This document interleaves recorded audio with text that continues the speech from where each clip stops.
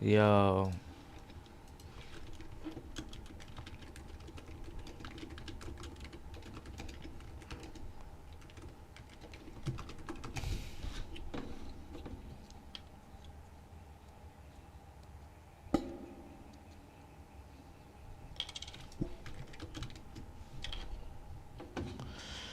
Oh, yo, we're back up, I accidentally clicked end like a bot, of course. Classic Chrome. Tundra Village, yep.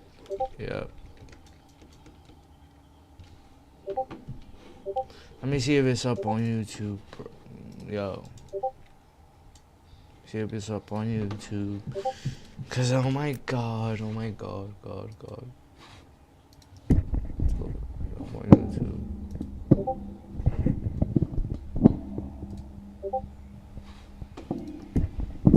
Up on YouTube. Yo.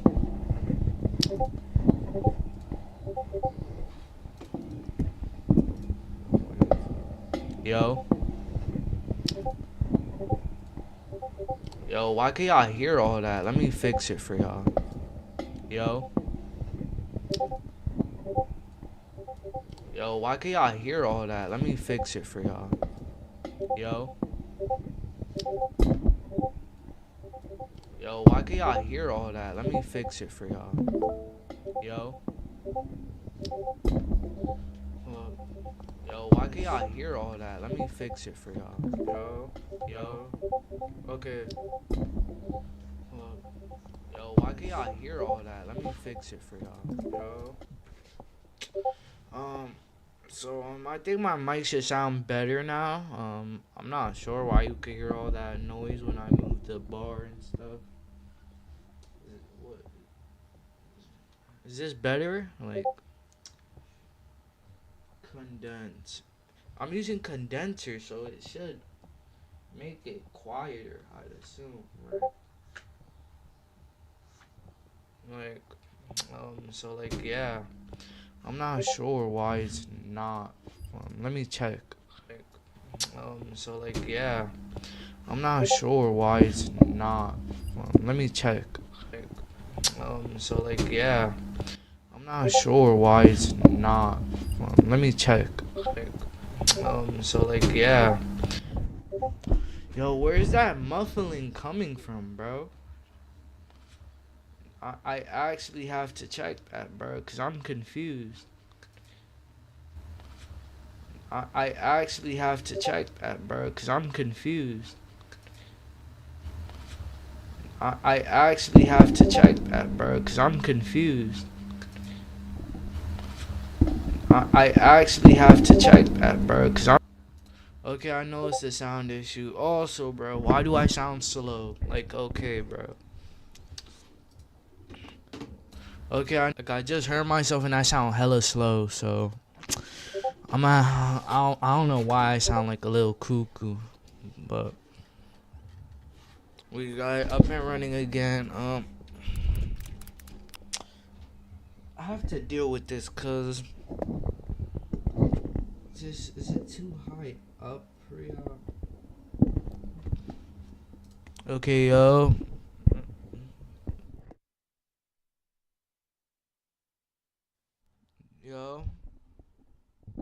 yo, this good.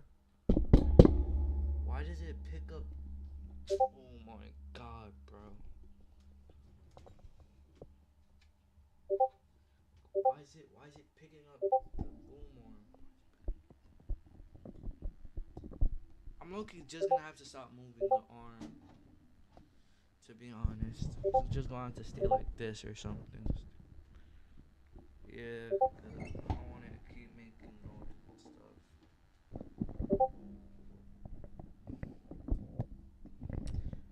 Yeah, this is pretty good. We'll just leave it like that. So as long as I don't touch the boom arm, it should be fine. Oh yeah, cause it switched it to Unreal Engine. I remember that for that. Thank you. This is yo. I hate that people think underrate Sanji. I hate people who underrate Sanji. Sanji is the true vice captain. The title of vice captain is the single most important title on a crew. In my opinion, it holds even more weight than the title of captain sometimes, simply because the measure of a captain is only as great as his second in command. Throughout the narrative, we've been constantly reminded that the vice captain is how we truly gauge how strong the whole crew is, and most importantly, how strong the captain is. Take Katakuri, who was a shining example of how heavy the weight of the title is. Even in Big Mom's arc, it's not her that is the main antagonist, rather it's Katakuri. Although we clearly know Big Mom is stronger, it's Katakuri who is portrayed to be the biggest threat. Even Beijing pointed out that the number one thing that can ruin their plan to assassinate Big Mom is not Big Mom herself, rather it's Katakuri, her first commander. It's Katakuri you have to go through to give Big Mom any form of trouble. It's him you have to take down to bring down the morale of the Big Mom pirates. And it's him who ends up fighting our main protagonist, Luffy. This portrayal remains consistent with other vice captains as well. Remember in Wano, when Big Mom was coming up the water stream, it was King that kicked their ship off. If this portrayal wasn't even made more obvious, who is the second person that kicks Big Mom's ship? Marco, another vice captain. Vice captains are usually the ones that keep harmful threats away from their captain even without them being there. But there's actually an even more interesting dynamic between the vice captain and captain that most people may not have yet figured out. And that portrayal is the basis of why I am making this very controversial video. I know many people view the vice captain as just a position of strength, but there's an aspect that's even more important. What most people miss is that the vice captain is first and foremost one who embodies the dreams of their captain the most. Think about it. With Kaido, his dream was a dream of strength, where society and justice is only defined by which creatures are the strongest. King's character perfectly aligns with this because King is a Lunarian, one of the strongest creatures in the verse. King too believes that the strongest creatures should rule, and that is their definition of justice. We can clearly see this as he tells Zoro multiple times that he cannot beat him simply due to the difference in their biology. This even remains consistent with Big Mom. Big Mom's dream was to unite all the races in one big family where everyone can eat as much as they want without fear of racial biases. Katakuri is the embodiment of that. He is not entirely human, so he has been discriminated against because of his ill-like mouth. He is also obsessed with eating donuts as he sees fits. And of course, he is first and foremost a family man. Katakuri is especially a great example of this because at times the vice captain can even embody the dreams of their captain even better than they can. While she has this dream of equality and fairness, Big Mom is not at all equal or fair, while Katakuri on the other hand is the only one who is truly invested in making sure none of his family gets bullied for being different. This trend continues with Whitebeard's dream of simply having a family and being a father. This detail to me is the reason why Marco was such a young boy on Whitebeard's crew.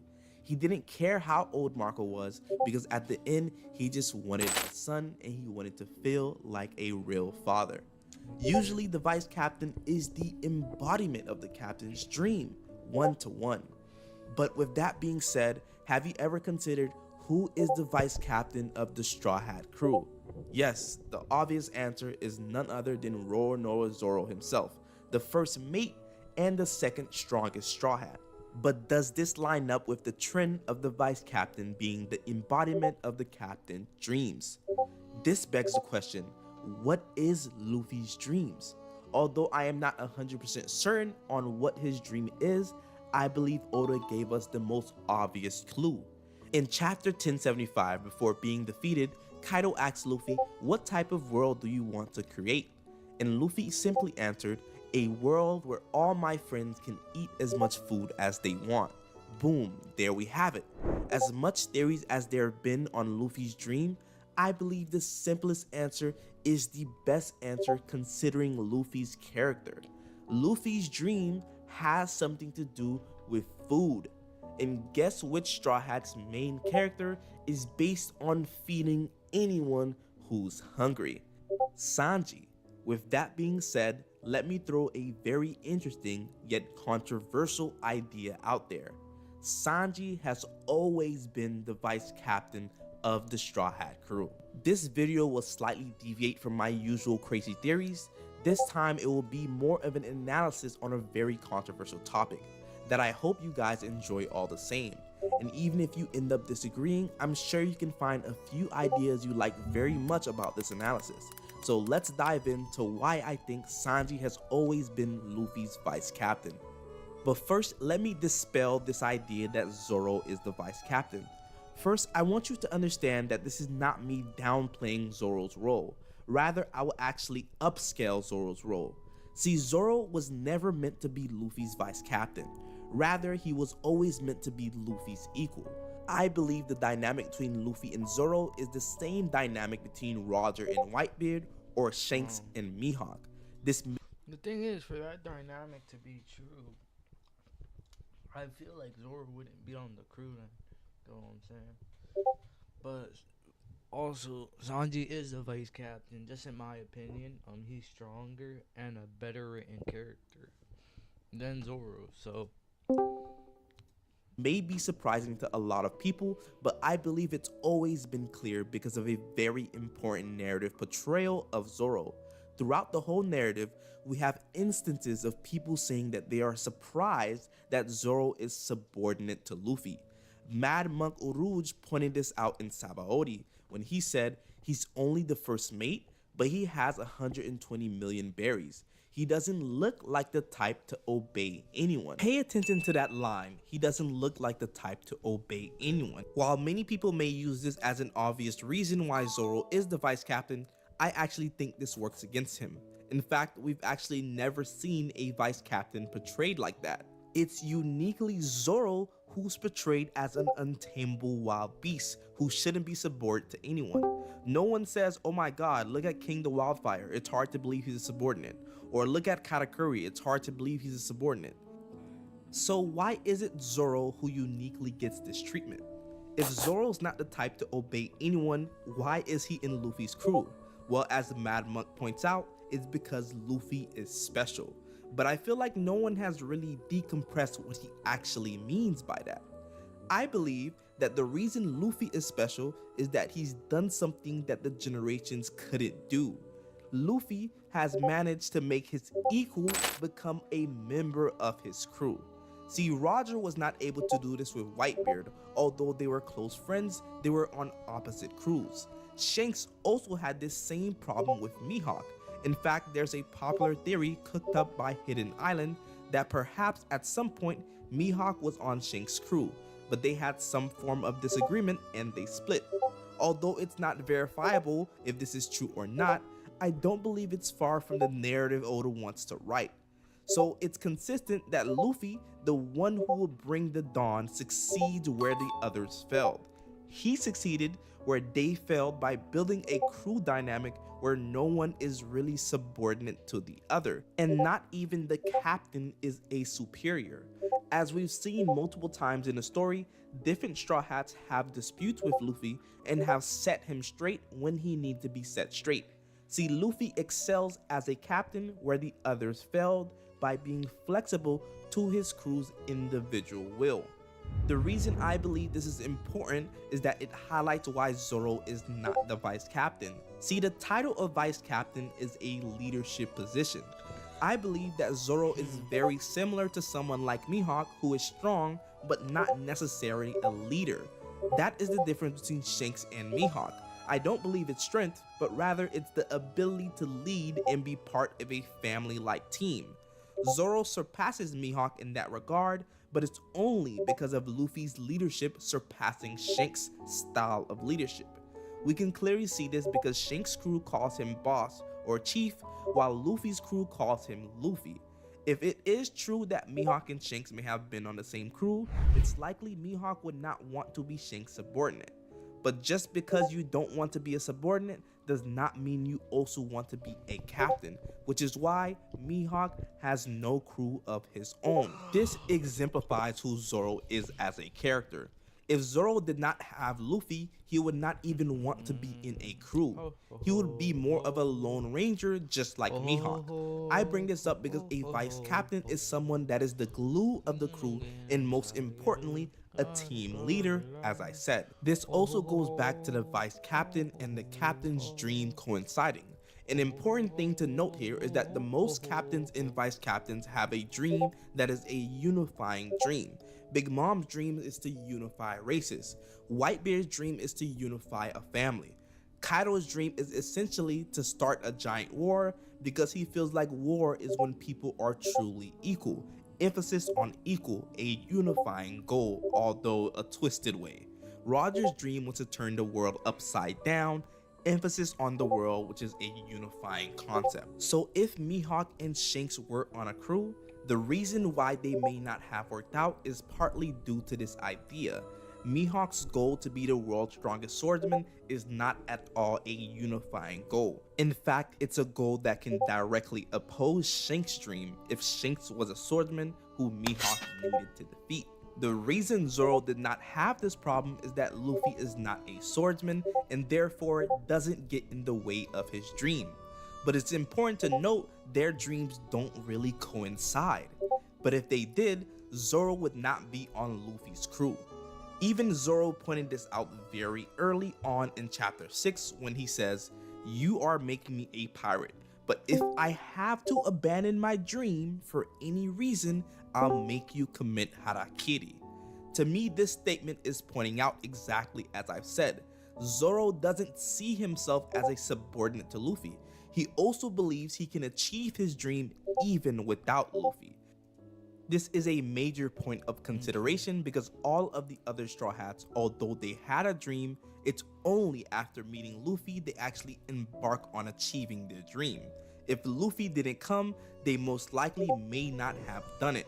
While on the other hand, Zoro was already en route to become the world's strongest swordsman. Okay, all of this just sounds like Zoro gas, and all the more reason why he is the best vice captain, right? Well, yes and no.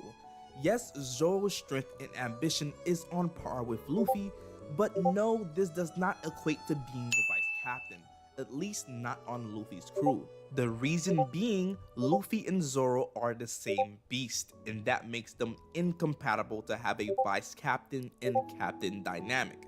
What do I mean by this? See, the reason why the other generations couldn't succeed at what Luffy succeeded in was primarily because the two equals of that time were too similar.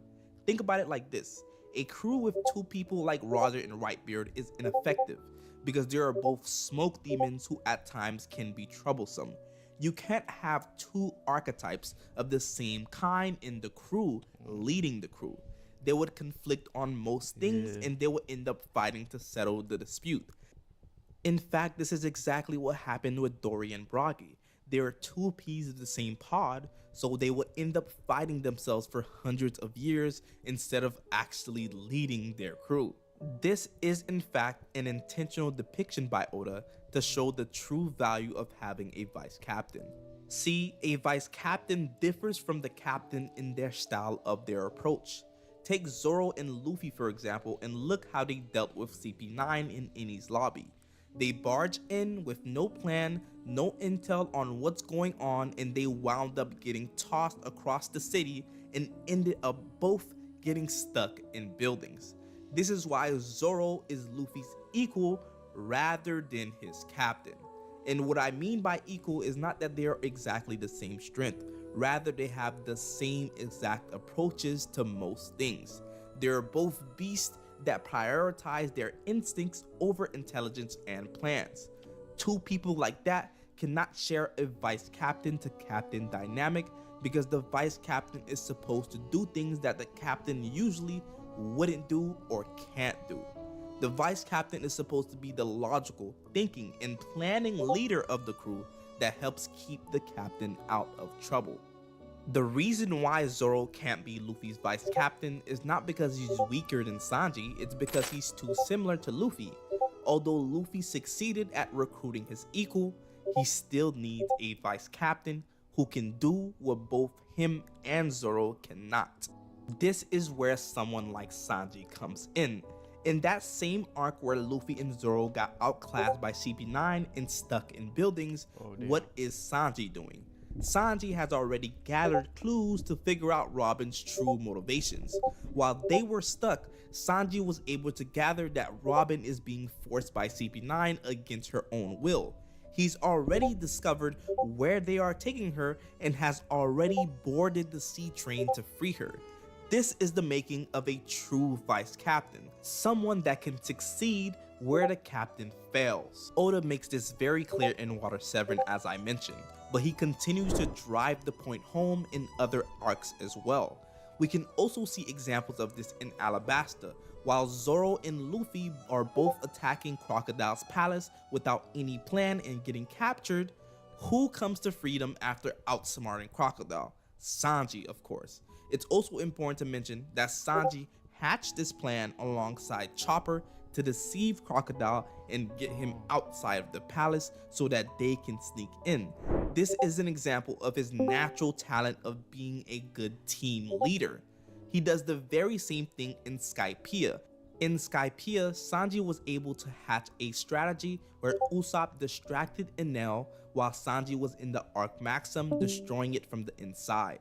This then leads to Sanji's legendary I Needed a Light scene, where he pushes Nami and Usopp to go as he put himself in between them and an L door. Mind you, all this is happening while Luffy has temporarily failed his mission to take down Enel. In Luffy's absence, Sanji stepped in to play the role of vice captain and once again bail him out. He continues to do stuff like this throughout the whole narrative. But to me, the most underrated time Oda highlights this is in Dressrosa. In Dressrosa, Sanji protects the crew against Doflamingo, but it's not so much in protecting the crew that Sanji shines, it's in his leadership. We get a great example of this when Sanji was caught by Doflamingo's parasitic strings. He was able to tell the crew to leave him behind using a coup de burst. Although Law ended up saving them, it's made clear that when Luffy is gone, Sanji is seen as the captain. Especially when you consider in that chapter, Sanji is seen as the captain. Especially when you consider in that chapter, Nami refers to the crew as the Twirly Hat Pirates. Of course, because of Sanji's swirly eyebrows. See, this is where Sanji shines, when he is with other members of the crew that look to him for guidance for both his IQ and his strength. While Zoro usually shines when he is more so near Luffy rather than when he's actually leading the crew. In fact, throughout the whole narrative, we can find far more examples of Sanji leading a team within the crew than Zoro doing the same. This is further emphasized in chapter 730, when Luffy gives Sanji permission to lead an attack against Big Mom's ship. The reason this moment is important is because Sanji led his own faction of the Straw Hats to go against Big Mom, and they were separated from the crew for many days on the Sunny. So for a moment, Sanji was the captain of the Sunny. This is further substantiated in chapter 810, which is the chapter Sanji's group arrives at Zou, and lo and behold, the name of that chapter is Twirly Hat Crew Arrives. To me, these moments emphasize my point that Sanji is often in much more leadership positions than Zoro. My point is Twirly Hat Crew Arrives. To me, these moments emphasize my point that Sanji is often in much more leadership positions than Zoro. This again, not to undersell Zoro, it just so happens that Zoro shines the most when he's in battle alongside Luffy rather than leading a team. In fact, Zoro's greatest moments are usually tied to Luffy personally, than rather being tied to the whole crew. Zoro is usually close to Luffy, acting as his personal bodyguard and a voice for reason when Luffy needs it, while Sanji's greatest moments are when he's protecting the crew and strategizing coordinated plans even without Luffy there. This is even more clear to see in their respective sacrificial moments, for example. In Sanji's I Have a Light scene, he did this leading a small group of the Straw Hats and protecting them from Enel. While in Zoro's Nothing Happened moment, the emphasis was on his relationship with Luffy personally. Again, this is not to downplay Zoro, Rather, it is meant to give Zoro his much due respect as a person, closer to Luffy as a fighter and as a friend than most of the crew. Zoro's place on the crew is most tied to the personal respect and symbolic relationship he has with Luffy, although of course he loves all his crewmates. But is this what a vice captain is? No, I don't think this is what Oda has emphasized the role to be. A vice captain is not always necessarily who is closest in strength to the captain. Rather, I believe Oda has made it clear a vice captain is someone who can lead the crew when the captain isn't there. The reason Zoro has never had this role is because him and Luffy are the same, as I mentioned. They amplify each other individually, but when it comes to tackling situations that need a bit more brains, they both usually make the same mistakes, as we see in Alabasta and Water 7. It's Sanji who is usually taking the mantle of vice captain because he's able to succeed in situations where Luffy and Zoro will fail. Whole Cake is a great example of this. This arc exemplifies why Sanji is more fit for the vice captain role. People like to think that if Zoro was in Whole Cake Island, the Straw Hats would have much more success. But I beg to differ. Zoro is a powerhouse, yes, but this isn't always the most important thing in situations such as Whole Cake. The goal Luffy has at Whole Cake was to infiltrate Big Mom's territory, get Sanji back, and get out of there safely. I don't think this mission would go as smoothly if Zoro was thrown in the mix. See, what most people underrate about Sanji and Whole Cake is this. Sanji was able to enter and leave a Yonko's territory with barely any injuries. If Zoro was at Whole Cake, I don't believe this goes the same way. Zoro first and foremost is a fighter and would definitely go into this with many fights. And although he would win, I think he would attract the most unwanted attention, as we see in Wano.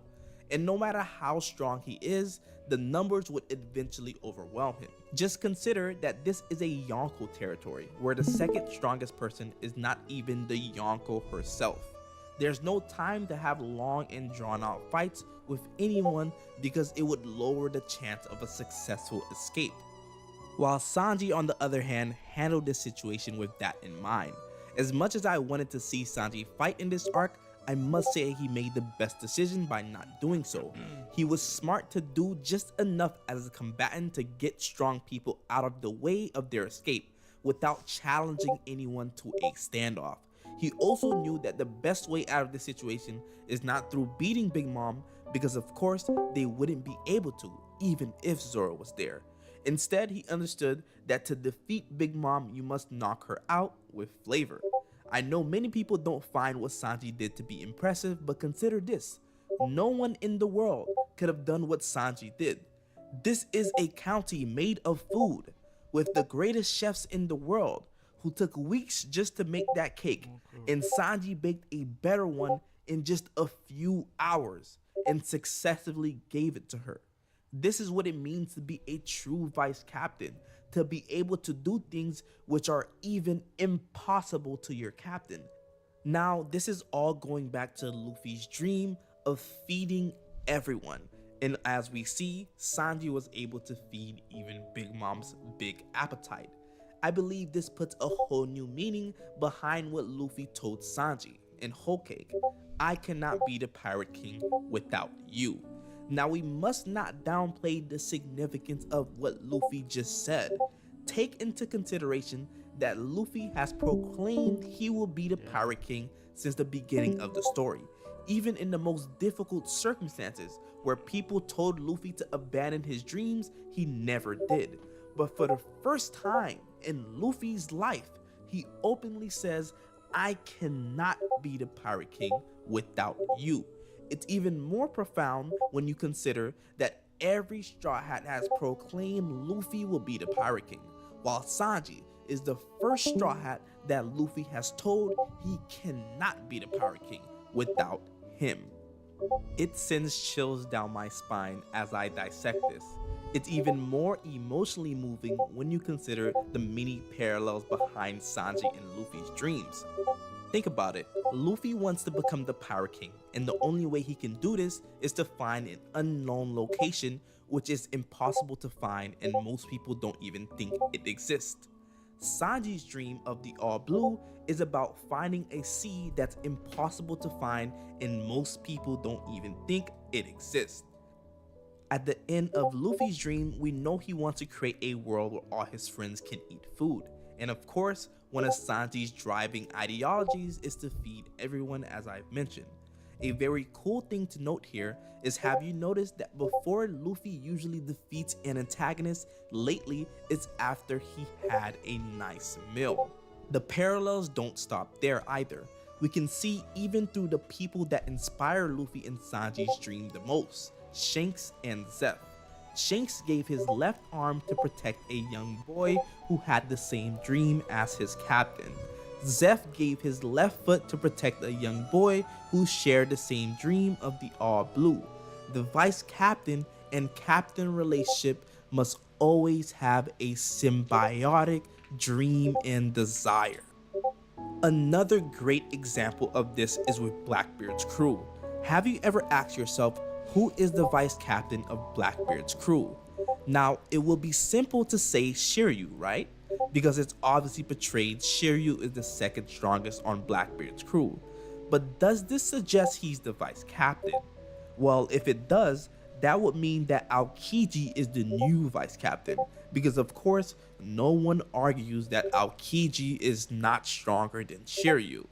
See, strength is not the #1 indicator for who will be vice captain. Like I said, it's dreams and desires. So with all this being said, who is then the true vice captain of Blackbeard's crew? Well, here's an interesting idea, but an idea I believe makes the most sense. The true vice captain of Blackbeard's crew is none other than Van Augur. Van Augur has been a very hyped figure in the community lately and is very much deserved. If you've seen him in the anime, he was able to infiltrate Whole Cake with the help of Aokiji. He was even able to destroy Cracker's soldiers in one shot. But even with this feat, we know he's not the strongest. Aokiji is. He is, although, the most reliable. Even going all the way back to Blackbeard's fight against Ace, he was the first to attack Ace with no hesitation. Just recently in Blackbeard vs. Law fight, he was again the most useful person to have near you. Using his warp fruit, he was able to teleport Burgess to the island. He was able to force Law to put his guard up as he shot him. But the most important thing he did in his fight is to put Blackbeard in check, something a vice captain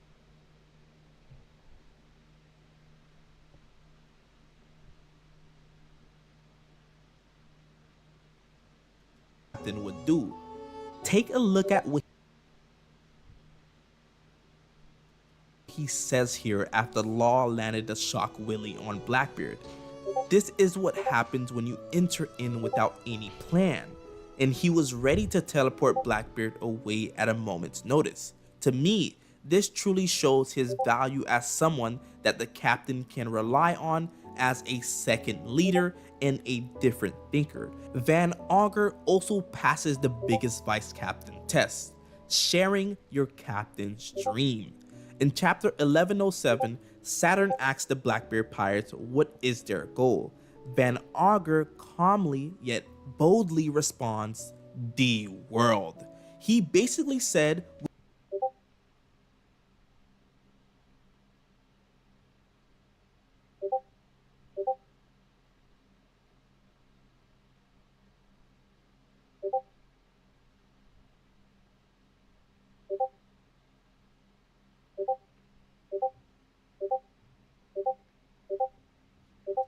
"We want everything," which reminded me of Blackbeard's Yami Yami no Mi, a black hole that can swallow up everything in its path. Blackbeard's goals may also align with Rock's goals when it comes to being king of the world. So naturally, Van Augur replied that he wants the world, a true vice captain and captain dynamic. Shout out to Van Augur truly, but we are here to talk about Sanji, the true vice captain of the Straw Hat Pirates. Although I'm very sure that this idea is a fringe perspective, I believe the current arc makes this much more believable. In Egghead Island, Sanji's vice captain traits are on full display. Starting from the very beginning of the arc, we see something very interesting.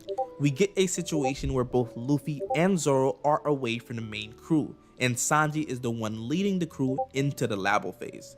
This scene in the anime makes it clear that Sanji is the leader, as they are literally following behind him with every step that he takes. Like I said, this is where Sanji shines the most, where he literally becomes a team leader while Luffy is away. This goes on as they enter the room with S Shark. When they first meet S Shark, the crew had no idea what to think. Of the few ideas, Usopp came up with the possibility that S Shark is Jinbei's son. Nami came up with the possibility that Jinbei turned into a kid. Those two were both wrong, but Sanji came up with the correct possibility that Jinbei's appearance is a coincidence, and this is a whole different person who is most likely a threat. Immediately, Sanji knew to put Jinbei's appearance aside and consider S Shark a threat. After S Shark reveals himself to be a threat, Sanji was able to quickly kick him away. Sanji continues to shine this arc yet again in his second interaction with S Shark. As Nami screams, Sanji instantly comes to her aid and kicks S Sharks away. Now understand how crazy of a feat this is. You have to understand that Sanji was in a whole nother room.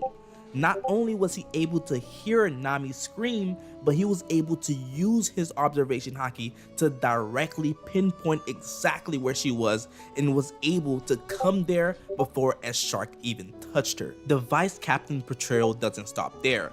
In the following chapter, we get an epic Sanji feat and an even more epic portrayal.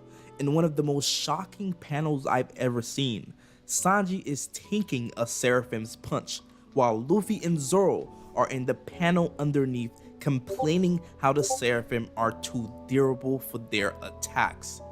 This is shocking because if you've never read this manga before and you saw that sequence of panels, you would immediately think Sanji is the strongest person there. Although we know Sanji is not stronger than those two, we must also not underrate Sanji's strength. Of course, it's not just the narrative that is the basis behind the reason why Sanji is the vice captain, but it's also strength as well. Although Sanji is the third strongest on the crew, he is not lagging very far behind those two, especially in this arc. In this arc alone, Sanji was able to overpower a Seraphim twice. He was able to then tank a Fishman karate attack to the face with both his face and cigarette intact. You gotta know how crazy that is. Fishman karate usually uses water in the air to strike, yet Sanji's cigarette, which should be on fire, doesn't even go out. But anyways, this interaction is even more profound to me because Sanji unleashes some of the very interesting dialogue here against S Shark. It's been a common critique of Sanji that he's not willing to do whatever necessary to get the job done. As a fighter, Sanji's morals keeps him from doing what's the most necessary against women, especially to complete his mission. But it's not even just women. Even if we look at the Sanji versus Queen fight, Sanji had a mental breakdown in the middle of the fight because he did not want to become like his Germa siblings. But if we take a look at what Sanji says here, he seems to be showing signs of being quite the opposite of his usual self as he kicks S Shark into the wall. He says, "I don't give a damn if you're a kid or another Jinbei. I'll be your judge, jury, and executioner." This is some spicy talk here. I've never seen Sanji say that he would execute somebody if need be. And although I don't think he would do it, I have to respect that this is the dialogue Oda choose to write in. To me, this is a sign that Oda plans for Sanji to no longer have those weaknesses of heart, which would truly make him deserving of that vice captain title because that is his last hurdle, a mental hurdle. It's not only in mental strength Sanji has grown in this arc, but it's also strength overall. Just recently in chapter 1107, Sanji was able to deflect a laser directly from Kizaru, and according to Frankie and Kizaru's reactions, deflecting light is an almost impossible feat. So mind you, as I'm focusing on Sanji's character as to why he's the vice captain, I am also basing it on his growing strength. Even so, strength is but one facet to Sanji's amazing leadership. A couple chapters ago, in chapter 1105, we get a great example of this with Sanji's communication with the rest of the Straw Hats. Quick, while Vegapunk get their attention, hightail it to the vacuum, go meet up with the other back at the end of the labo phase. Not only is he communicating effectively and giving orders, he is also getting a status check on the rest of the crew. Nami-san, it's me, what's your status up there? Not only is he gathering information for the current situation, he's also reassuring Bonnie that everything will be alright, both being an emotional leader and a high IQ leader. Sanji is the only Straw Hat right now that knows everything going on around the island, even while Luffy does not. Again, showing how the vice captain is the glue of the whole crew and is constantly more knowledgeable than even the captain. And if you look throughout the whole narrative, this isn't something new for Sanji. He's done it in multiple arcs as I mentioned, Water 7, Alabasta, Dressrosa, and in Whole Cake, and he's doing it right now.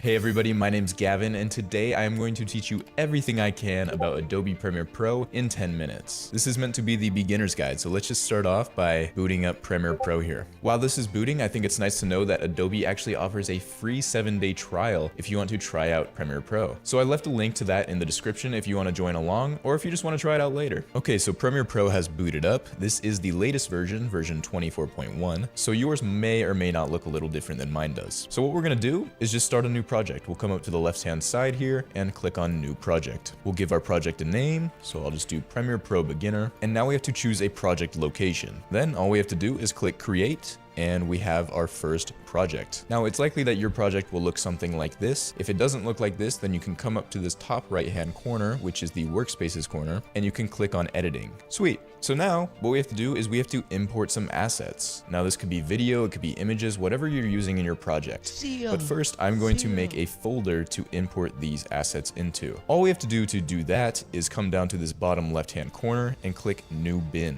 And that will create a bin in our project panel here. And by project panel, I mean this panel right here. And we will name this bin B-roll. Then I am going to double click inside of this bin and right click and then click import. I'm going to import these two shots right here and click open. And as you can see, they populate in the project panel right here. So now what we want to do is create a sequence. Basically, a sequence is when you put the clips together on one timeline and basically create a video from those clips. So one way to create a sequence is simply by dragging the footage that you have onto the timeline, which is this little panel here. And as you can see, when we do that, our footage shows up on the timeline as a layer, and we also see it in our playback window as we drag the playhead along this layer. The playhead is just what I'm dragging in the timeline here. And so we've made our first sequence that will show up in the project panel here. This is the sequence, and these two shots to the left are the footage that we first imported. Now we created a sequence with this footage here, which means that when we come up to this top bar and click on sequence and then sequence,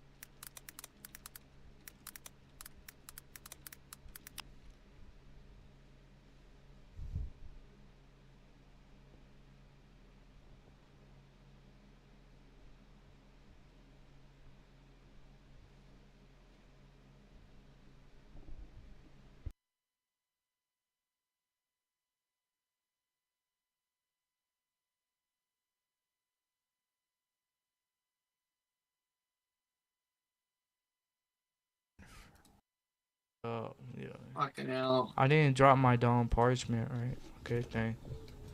Wait, who's using black All right, flash? I think we should just quickly just kill the Yeti and then go back.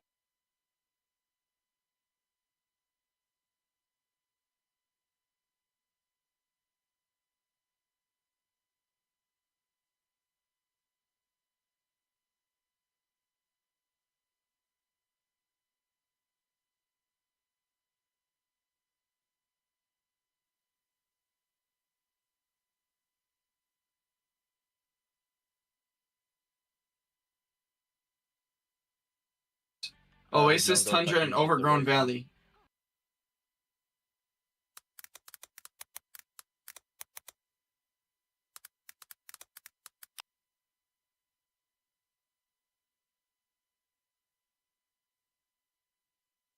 Hey guys, today I will show you how to clip a YouTube video. Position the playhead of the YouTube video at the exact moment where you would like the clip to start, and then press this clip button. This window will pop up to create a clip, and the default length of the clip will be 15 seconds, but you can adjust the start and end time. So if you would like the clip to be longer, you can just drag the right side of this clip selection.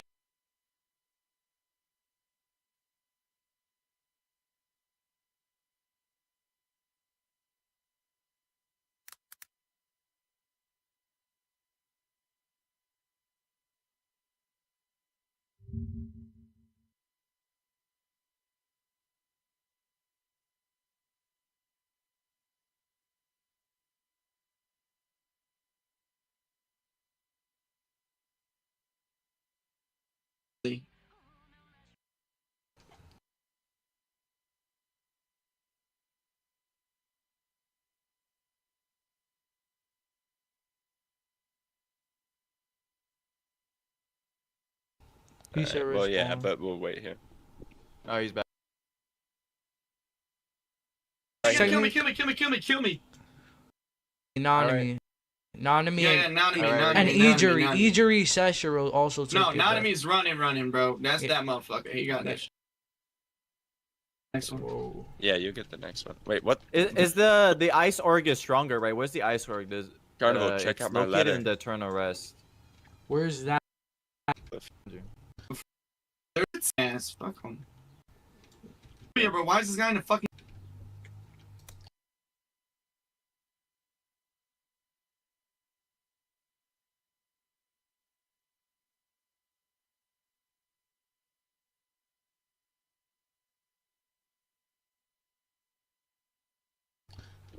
Bro,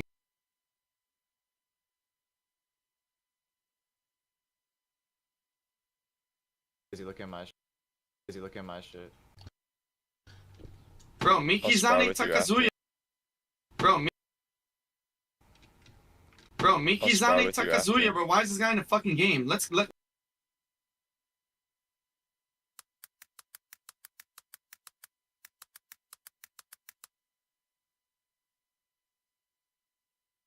this guy die before we engage.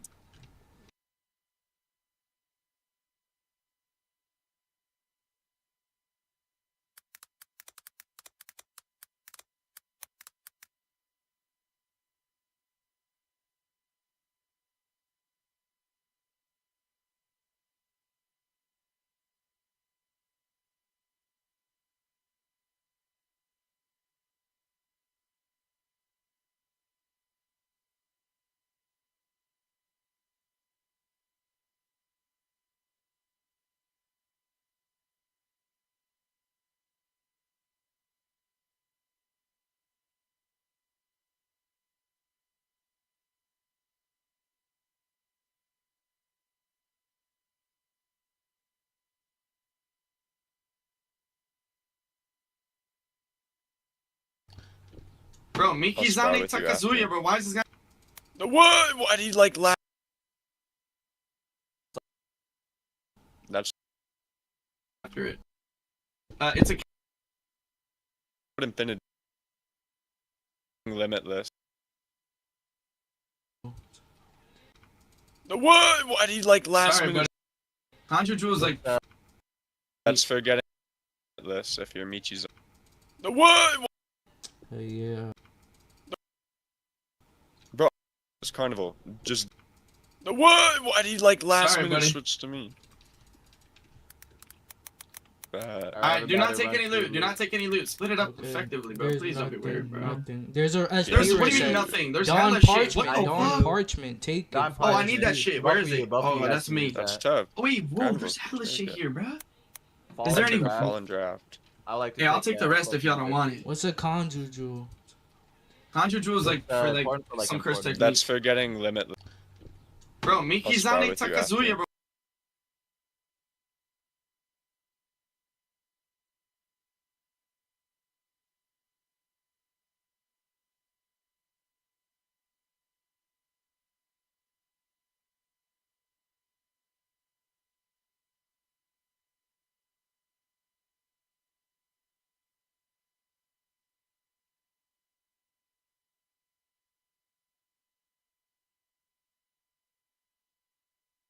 You can't what?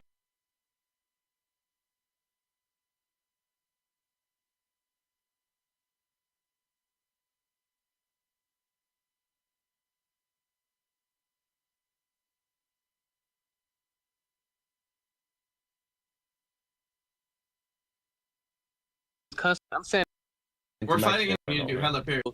let's say like, no, I'm saying every Fuck? game right now Bro, is Joe horrible. just broke this fucking- But like, let's say like Okay. Debo. No, I'm saying every Teach your ass over here. So you tell me there's no game out right now that fits your description? No, I'm saying every fuck? game. Oh, Bro, that's sorry. not- Description. no, I'm saying every Fuck? game right now Bro, is Joe just horrible. broke this fucking. But like, let's say like Okay. Debo. Let's say like Debo. Yeah. First. Guys, this boss is like Yeah, it's it's the hella same parry.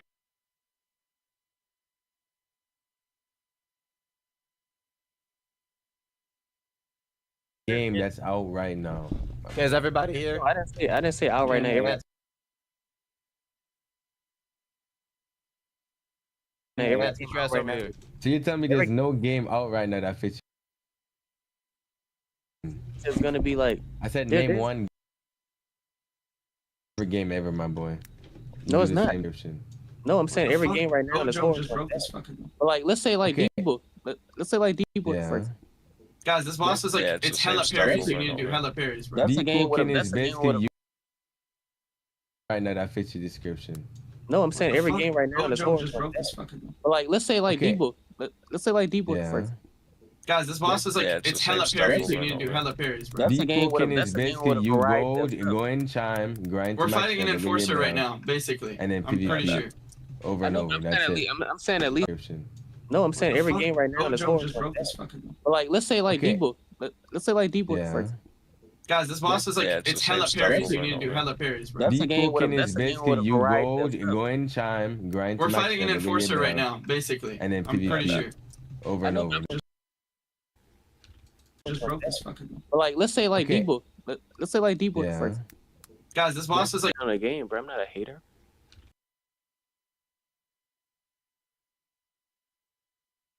Don't bother. With how this, Don't bother. with how this functions, I'm giving- we, On a game, bro. I'm not a hater. You just said anybody who's trying to play it don't even bother. with how this functions. I'm regenning right now. On a game, bro. I'm not a hater. You just said anybody who's trying to play it don't even bother. With how this functions, I'm giving- we, bro, I think we just take I can't turns. give my opinion. Yo, you still on my ass, bro. Can you say my alright, bad Oh, alright. he's on already to me? dead. Oh, you should have Bro. said I can't give hello. my No opinion on the hit him. game. Okay. You guys got the rune stones, right? You guys can just TP back. I don't think. Okay, Like, what is- I personally don't think the game is worth it. Rougher, you Based guys. on my time yesterday. That doesn't mean other people. That's a Deep game with a- cooking is that's a game basically with a you variety of gold, stuff. go in chime, grind we're to max fighting an level, get enforcer right down, now, basically. and then I'm pretty PvP. sure. Over and over. That's it. I'm saying at least Okay, there's is different everybody ready? I'm about. Yeah, spawn, Yeah, I'm spawn, ready. I'm spawn. ready. Yeah, I'm here. in high and you just constantly Yes, grind I'm like. just saying Yo, main wait. cuz, Wait, can low-key, you stop don't do it complaining, yet. I'm bro? gonna record Just this. let us Make play a what you video. want to play. Stop Bet, bet, complaining. bet. Like Carnival hit. Get it Bro, up, I'm you regenning. Okay. Get it Bro, up, I'm you bro. Is it a You got it. That's so stupid. You Bro, can't what? okay, If okay, you I'm die, you kidding. can't get back in? No, you can't. It's Guys, invisible stand on for the you. branches. He can't get up Bro, here. if I did not get credit for that, Just I'm come and actually regen killing up Go it. up the here. Yeah, yeah, branches, yeah, go up dead the ass. branches. Thank you. That's what I'm for trying that. right now. So both of your asses died because you had Shit us was in kinda PvP. Bro, W boss. This is gonna be easy claps. no, like literally he was chasing me I didn't only even like get the. no one hit him. What do you mean you can't get back in? How big is the barrier? We might be able to cheese it. Think. I'm trying. I'm. Go ahead. I'm gonna record Just this. let us Make play a what you video. want to play. Stop Bet, complaining. bet, Like Carnival Hicks and Rough, they're gonna be grinding them NPCs all damn day. That's all the game is. Yeah, but that's what you do in Deep I Open bet, and ready? every other game, gang. Alright, spawn a hex. If it's enjoyable, it's enjoyable, bro. Make it sound like this, all this shit.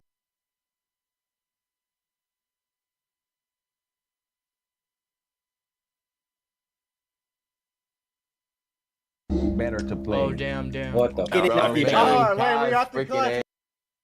Okay. Get it up, you Oh, Wayne, we off the Freaking clutch. A, We off the bro. clutch.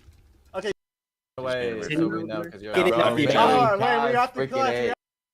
And other Gonna be a people green want to cause, eh? Get it up, you Oh, Wayne, we off the clutch. We off the clutch. Okay. Get it up, you Oh, Okay. You Bro. can't what? not making sense. Yo, We already Okay. died. Get it up, you Oh, Wayne, Back of the village. Get it up, you oh, Wayne, we off the clutch. We off the clutch. Okay, You yeah. cannot No, get in I'm after you not, die. I'm not, That's so stupid. You Bro. can't what? Okay, If okay, after you you die, can't you get can't in. get back in. No, you can't. It's Guys, invisible stand on the trigger. branches. He can't. Venom The check back the of the other village. You should try to escape. I'm on. What do you mean you can't get back in? Venom The check back the of the other village. Yo, he better have like Alright, let me mythical get up drops. then. I better see him. Maybe I mean, it's you 'cause guys my can like. graphics- Venom The check back the of the other village. You should try to escape when Venom you're check around 40 if you don't want to risk it because he does have chase moves. Yeah. Oh, I almost fell. I'm almost. Venom check. Bro, what is full it, bro? HP. What is it? What is it? What is it? Yo, he better have like Alright, let me mythical get up drops. then. I. Better to play. Oh damn. What the Okay, No, let's no, start. no. let's Yeah, start. it is enjoyable. No, I agree. It is enjoyable right now because there's nothing else to play. Then why are you acting as if? Then why are you trying to say, "Oh yeah, don't even bother playing it, guys"? Cause he Venom The check back the of other. No, Oh Rough. my- Top is sealed, bro. It's just. Venom The check back the of the other. village. I mean, you guys can like. Venom The check back the of the other. village. You should try to escape when Venom you're check around the other. 40 if you don't want to risk it because he does have chase moves. Yeah. Oh, I almost fell. I'm almost. Venom check. Bro, what is full it, bro? HP. What is it? What is it? What is it? Yo, he better. Go get the flower as you guys wait. What do you mean you can't get? Go get the flower as you guys wait. You should try to escape when Venom you're check around the other. 40. Let me see if I can use. Go get the flower as you guys. Wait, what the hell? Hex! Oh, I'm dead. I'm dead. Oh damn. I can get you. Oh, W. I have no move speed. Just put me on the floor. He's not tracking me. Oh, He's not tracking. okay, me. bro. You let the ref. I need you to de-aggro if you can, or either you need get him. Oh, here, up here. We got this. Nice. Let me try and do this for you. Okay. You need. Okay, it's either or. We have two options. Go get the flower as you guys wait. Oh yeah, don't even bother playing it, guys. Cause he a hater and a half, bro. All right. Really? I What see, is I'm just gonna premium, bro? I watch. don't I get can the actually premium, learn. bro. Bro, that's So just that I my can't even opinion. get Bro, closer. that's just Right my opinion on the game, bro. I'm not a hater. You just said anybody who's trying to play it don't even bother. With how this functions, I'm giving- we, bro, I think we just take I can't turns. give my opinion. Yo, you still on my ass. Yeah, I let me. When you're down, if Let you're me, out of let me, combat, what's it called? you just need to get up though, Bet. which still takes a second. You're so grippable. Oh really? Mm-hmm. All right. Okay, I'm sending Mance and Carnival the video that I watched.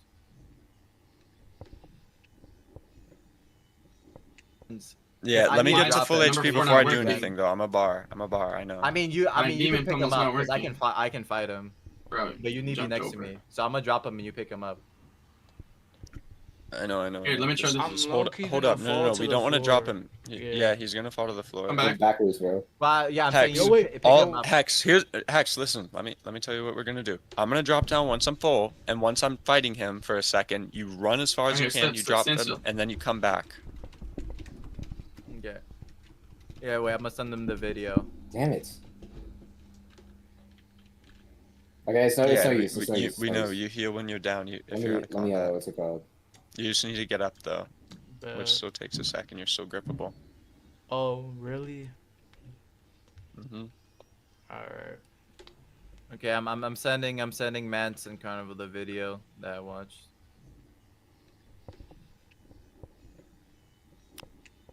Yeah, I let me need to get to drop full it. HP Number four before I not do working. anything, though. I'm a bar. I know. I mean, Give it, bro, I think we just take I can't turns. give my opinion. Yo, he's still on my ass, bro. Can you say Oh my my bad Oh, God. he's to already me? dead. Oh, you should have Bro. said I when can't you give low. my No opinion on the hit him. game. Okay. You guys got the rune stones, right? You guys can just TP back. Yeah. I don't think What like I is- what personally, is- don't, I personally don't think the game is worth it. Like That's that. my time yesterday. I'm semi-good Okay, too. I'm semi-good Okay, too. so you guys can do that in the meantime, because we're gonna need another flower to unseal him. All right, just tell me when you're good, Rafter. Almost. I want to get to absolutely full HP. Yeah. I personally don't think the game is worth it. Like That's that. my time yesterday. Rougher. That doesn't Okay, mean I'm other gonna mute people want to Minkause. do it. You just. Oh my lord, bro! It's Oh, like yeah, we take turns. speaking to a 10-year-old. Holy He's shit! Just Normally start it's running cool, but he's away getting so rid we of know, it. because you're no mic. It's So like we don't speaking know to a when you're- 10-year-old, bro. Okay, I can. Okay, I'm gonna. Is yet to be. Okay, I'm gonna get up. Okay. I'm gonna see. Okay. Oh. Okay. You need tapping? No, because you're no mic. It's So like we don't speaking know to a when you're- 10-year-old, bro. Okay, I can. Are you tapping in? All right, man. You got Carnival? it, bro. Man, you got it, bro. You Okay, got it. Carnival's typing in. Bro, who are you trying to make seem stupid? I said you got it. You got it, gang. Okay, You okay. But win, you're bro. not making sense. Yo, But you already Okay. died. Connor, is your mic muted? You're Yeah, Damn, Connor. yo. This shit. Oh. No, right. And move on ratio. That shit. You could. Drop down right now, bro. Let me see. I think Huh. good. No. Okay, well that's. Jesus, So we no, rush Jesus. calamity. Jesus. Yeah, but like just point which direction. It's like over there where we came from. It's near Zenin. You want me to take you to it? I'm at the Zenin residence. I don't Yeah, know it's what it at is. the Fine, I Zenin can recommend residence. it. Yeah, Alright, but sounds where? good.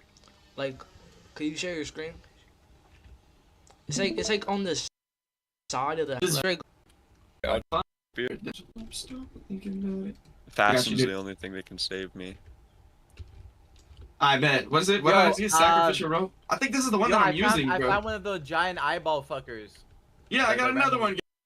Shit, bro. Yeah, these people are dead ass. Weirdos. Look at these two weirdos. Find her Okay, annoying. yeah, I made a mistake. Yo, Okay, I'm on literally, do not fight the calamity yet. Kill those two over there. I don't have any moves, so I'm Okay. gonna someone to come help. I'm fucking dead, bro. I'm on my way. But They're being weird as shit, bro. I see. Okay, I'm you gonna try dead, and or you find, just hanging I'm dead? about to. They're Okay. Someone to, that's where the some weirdos. All right, Creeper, go to it. I think I made a mistake. fighting them, bro. They just. I think I made a misturn.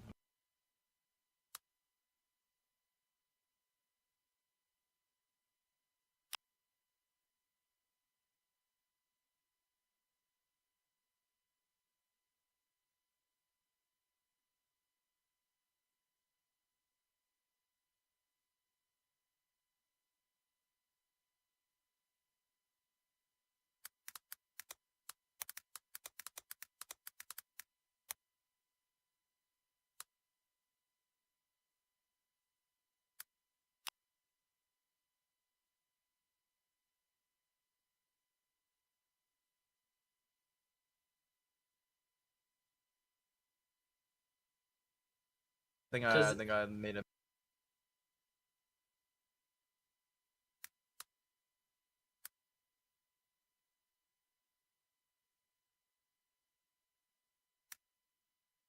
Just like running around. They're being really.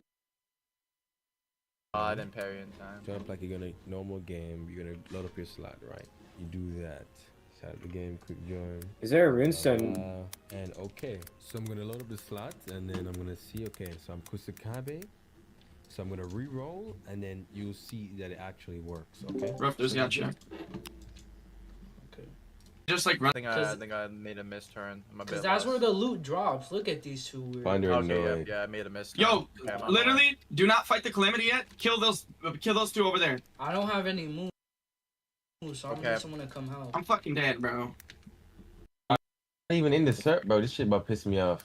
Why are you fucking Isn't it? Me and my friend fight a bus. Oopsie. Where is it?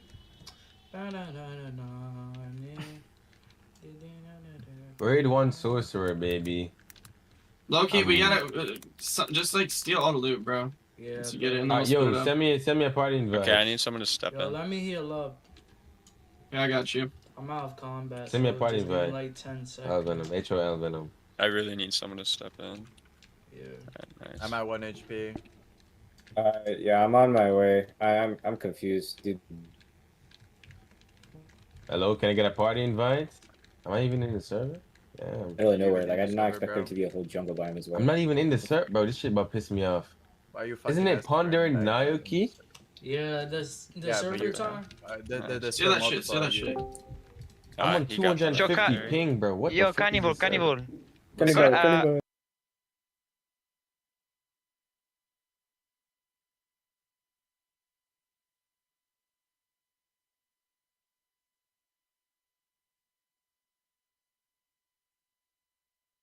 Wait, I was muted the whole time. Oh my god. Yo. Bro, I didn't even know I was muted, bro. That's my bad. But I'm gonna use the bathroom real quick. I'll be back.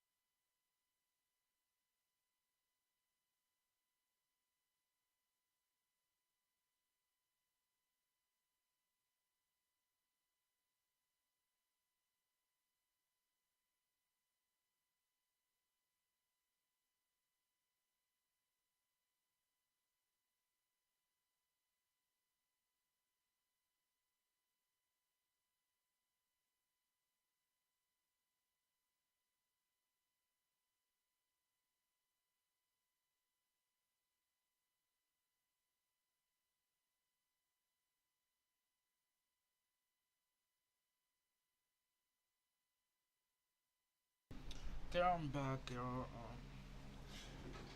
I think it's time we start the YouTube video and stuff. Okay.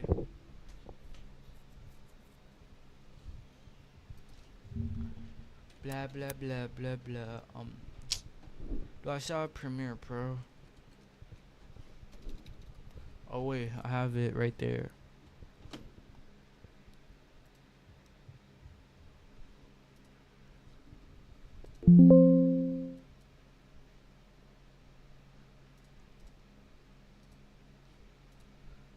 We're gonna get the free trial again. Oh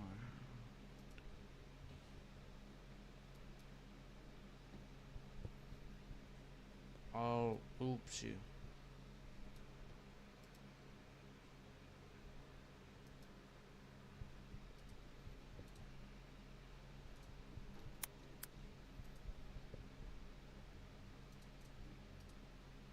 Let me hide my screen, bro.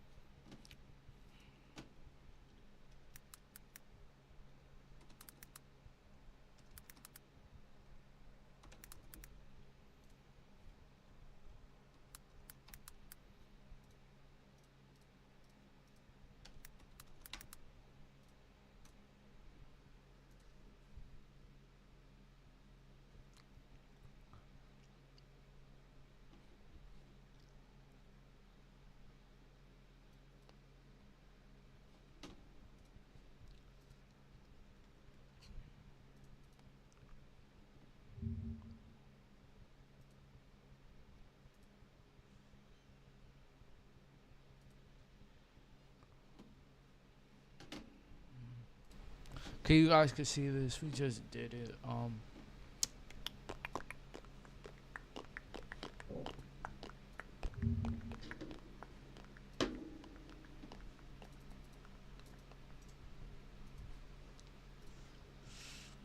I just lost my dog.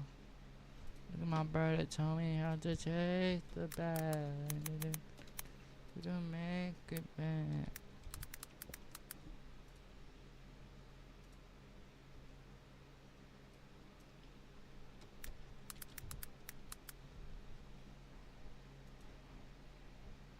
Look at my bird that told me how to chase the bag. We should have Premiere Pro now so I could start this editing.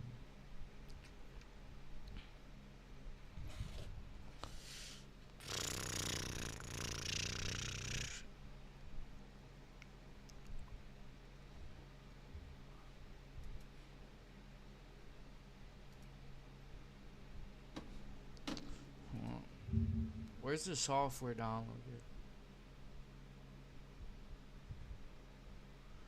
I had something open to download stuff.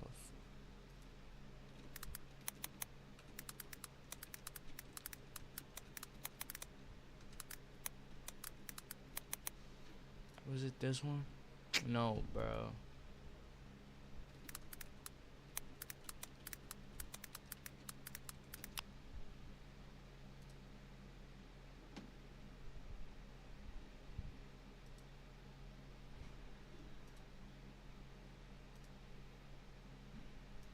Brother told me how to check it.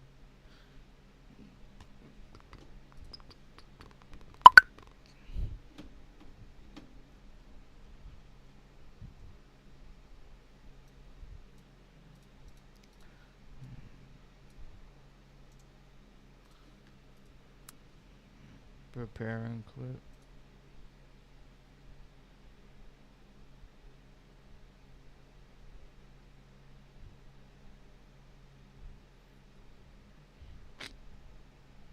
This is probably going.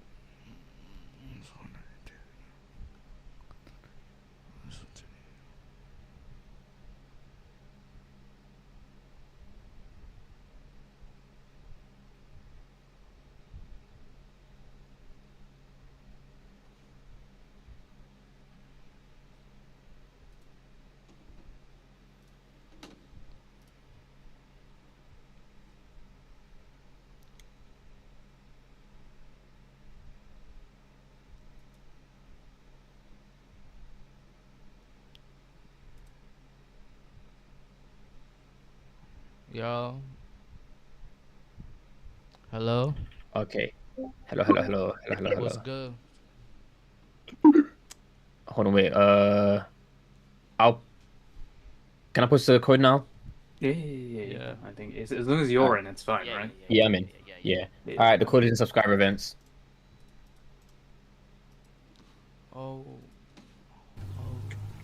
Damn. By the way. Bro, Mikizane Takazuya, bro. Why is this guy in the fucking game? Let this guy die before we engage. Fuck Bro, this what? guy. I killed him like 3 times. He be jumping my ass. Any early joiners. Oh, that's mean. Me? Okay, how many people in this lobby do I know? 3, 6, Oof, barely anyone. 12. How do we add you on this account as well, Radish? Fucking hell. What the hell is my ABA old? I think it's 60. How can we add on like 4 different accounts, man? It's okay, the other 2 are banned. Like, they got banned already. no, it's my Radish 1, 2. I got banned off of Roblox. How? But we don't talk about that, man. Wait, is it Radish on your main account? Yeah. No, that's fine. No. It's. I had another old. Anyway, I think it's full, right? Can someone like say if they can join or not? No way, I just bought a skin as a power skin. I got a dupe Ichigo skin. Awesome sauce. Let's just say it's full. Do you want to do teams over favorite? What was it? We can do 2 teams, 3 teams, 4 teams. We'll do 4's two, we'll do random 2. is not. 2 teams? Do you say? Yeah. Okay, fine. 2 teams. I'll do the randomized teams. Why is this guy?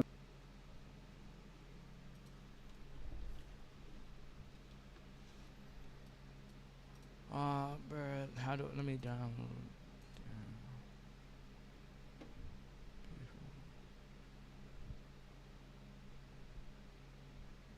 Wake up.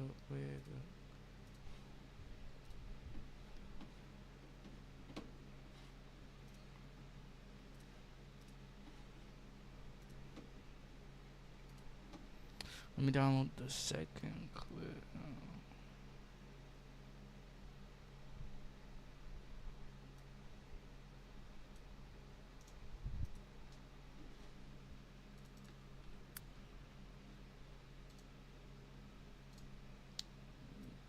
Okay, the site's muted. Alright, let's farm. Let's do the boss. Not the boss. Practice from the tournament. Where is he?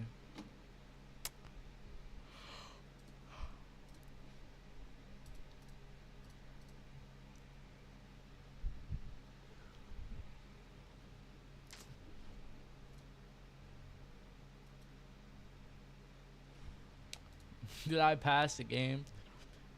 Do Warriors.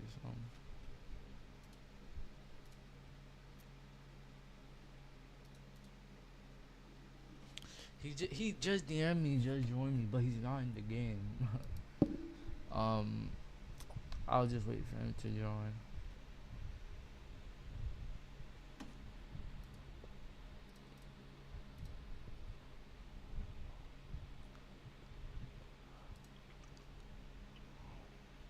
Yo, y'all remember this game, bro? This game used to be so good, bro. Like, oh,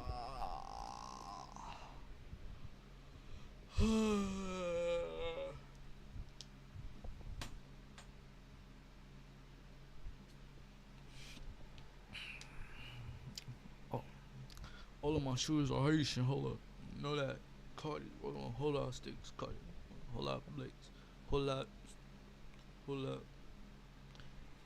Cardi World, 5, son.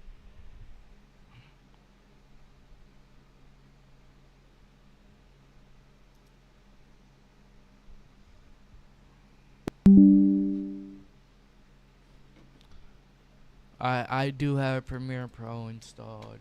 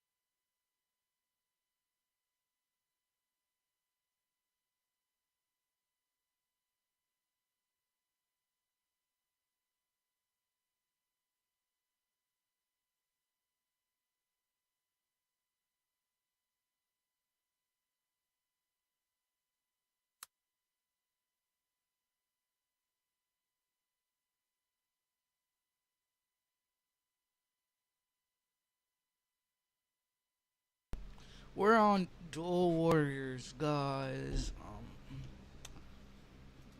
Just to practice with my homies. We have a tournament coming up for a game. Ability shop. I need the spring coil, please.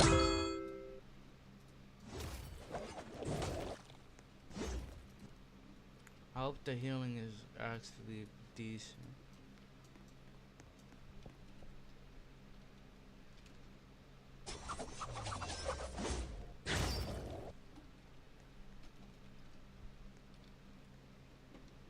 Where you at though?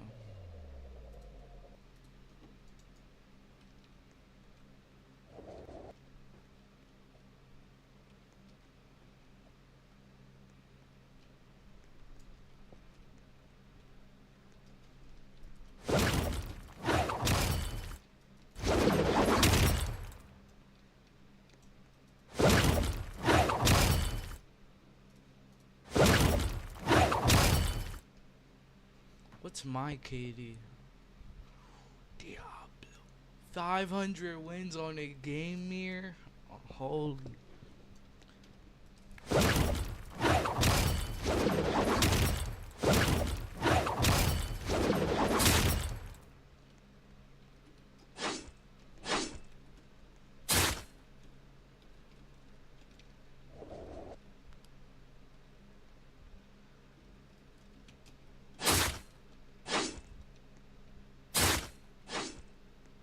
Keep hitting me. Continue. Keep going. Keep going.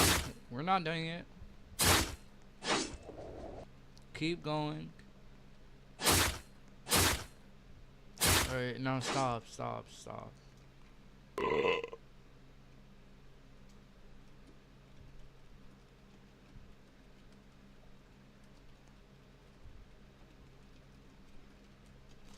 So you're telling me the healing potion doesn't work? Well,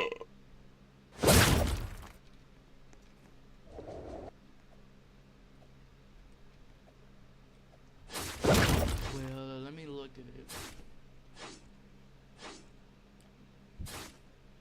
it. That's like 0 heal. Are we serious? No. Get this ability out my inventory right now. Does like 0 heal. Like, what am I looking at?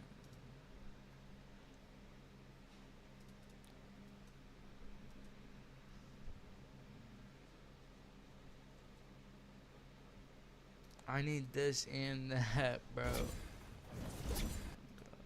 Tom.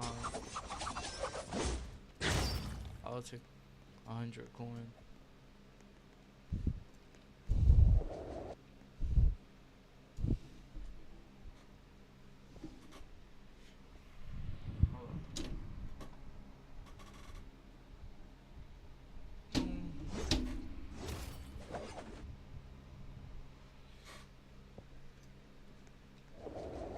Yo, someone come 1v1 me real quick.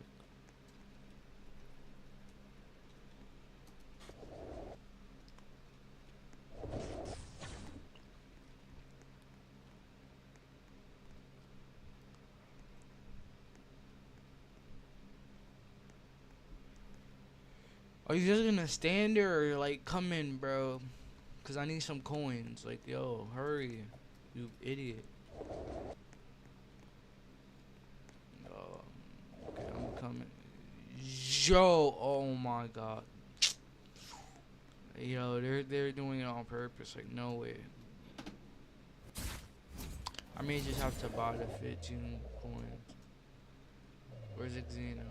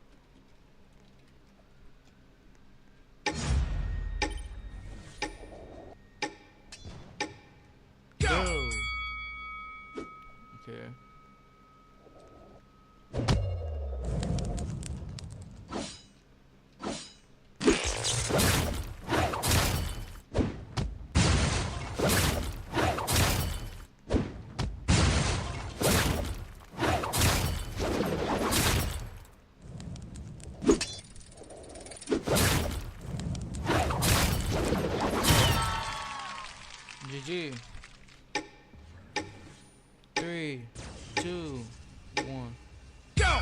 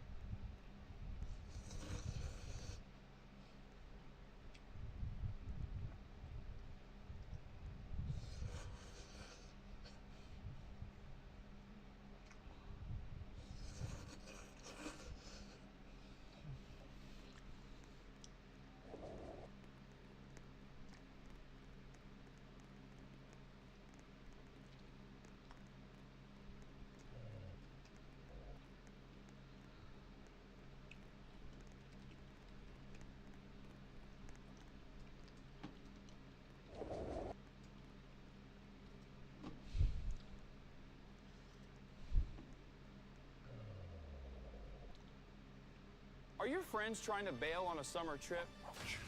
Not on my watch. The White Claw No Bail Bondsman is here. And I'm giving you and your friends a chance to win a trip they can't bail on. So enter now and never bail on the Claw. Zion Williamson is entering year 7 with 0 playoff minutes logged. I just got sick. Zion's a bust. Entering year 7 with 0 playoff minutes logged. I just got sick. Zion is entering year 7 with 0 playoff minutes logged. I just got sick. Zion's a bust. When he's healthy, he's played, he's a stud. There's no ifs, ands, or buts. But it's been years now, he's not healthy.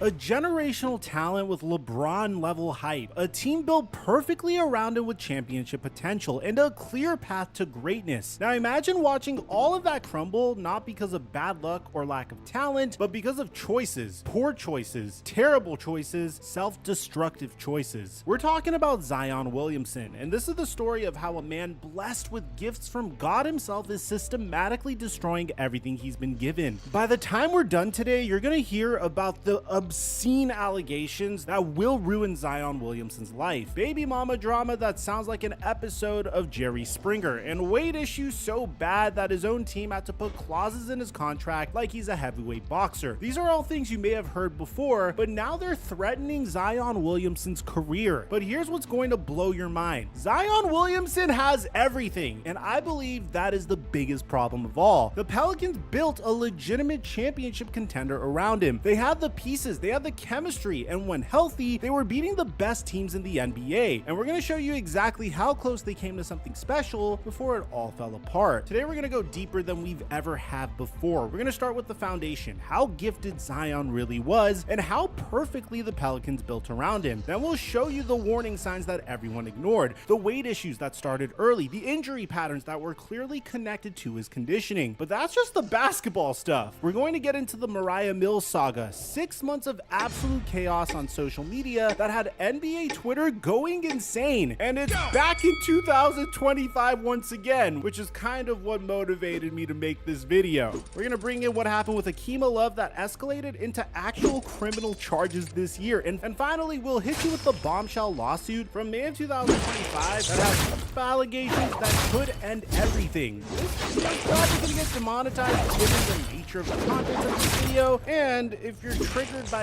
anything that involves allegations today, this is your opportunity to click off of this video. Now that we get all that out of the way, the intro.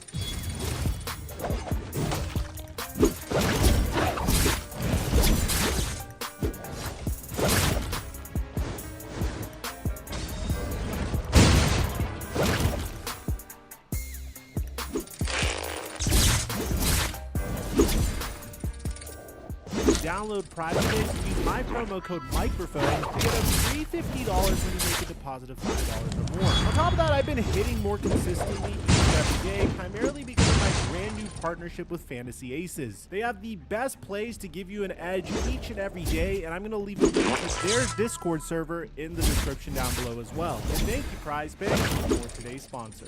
Mic check 1 2 1 2.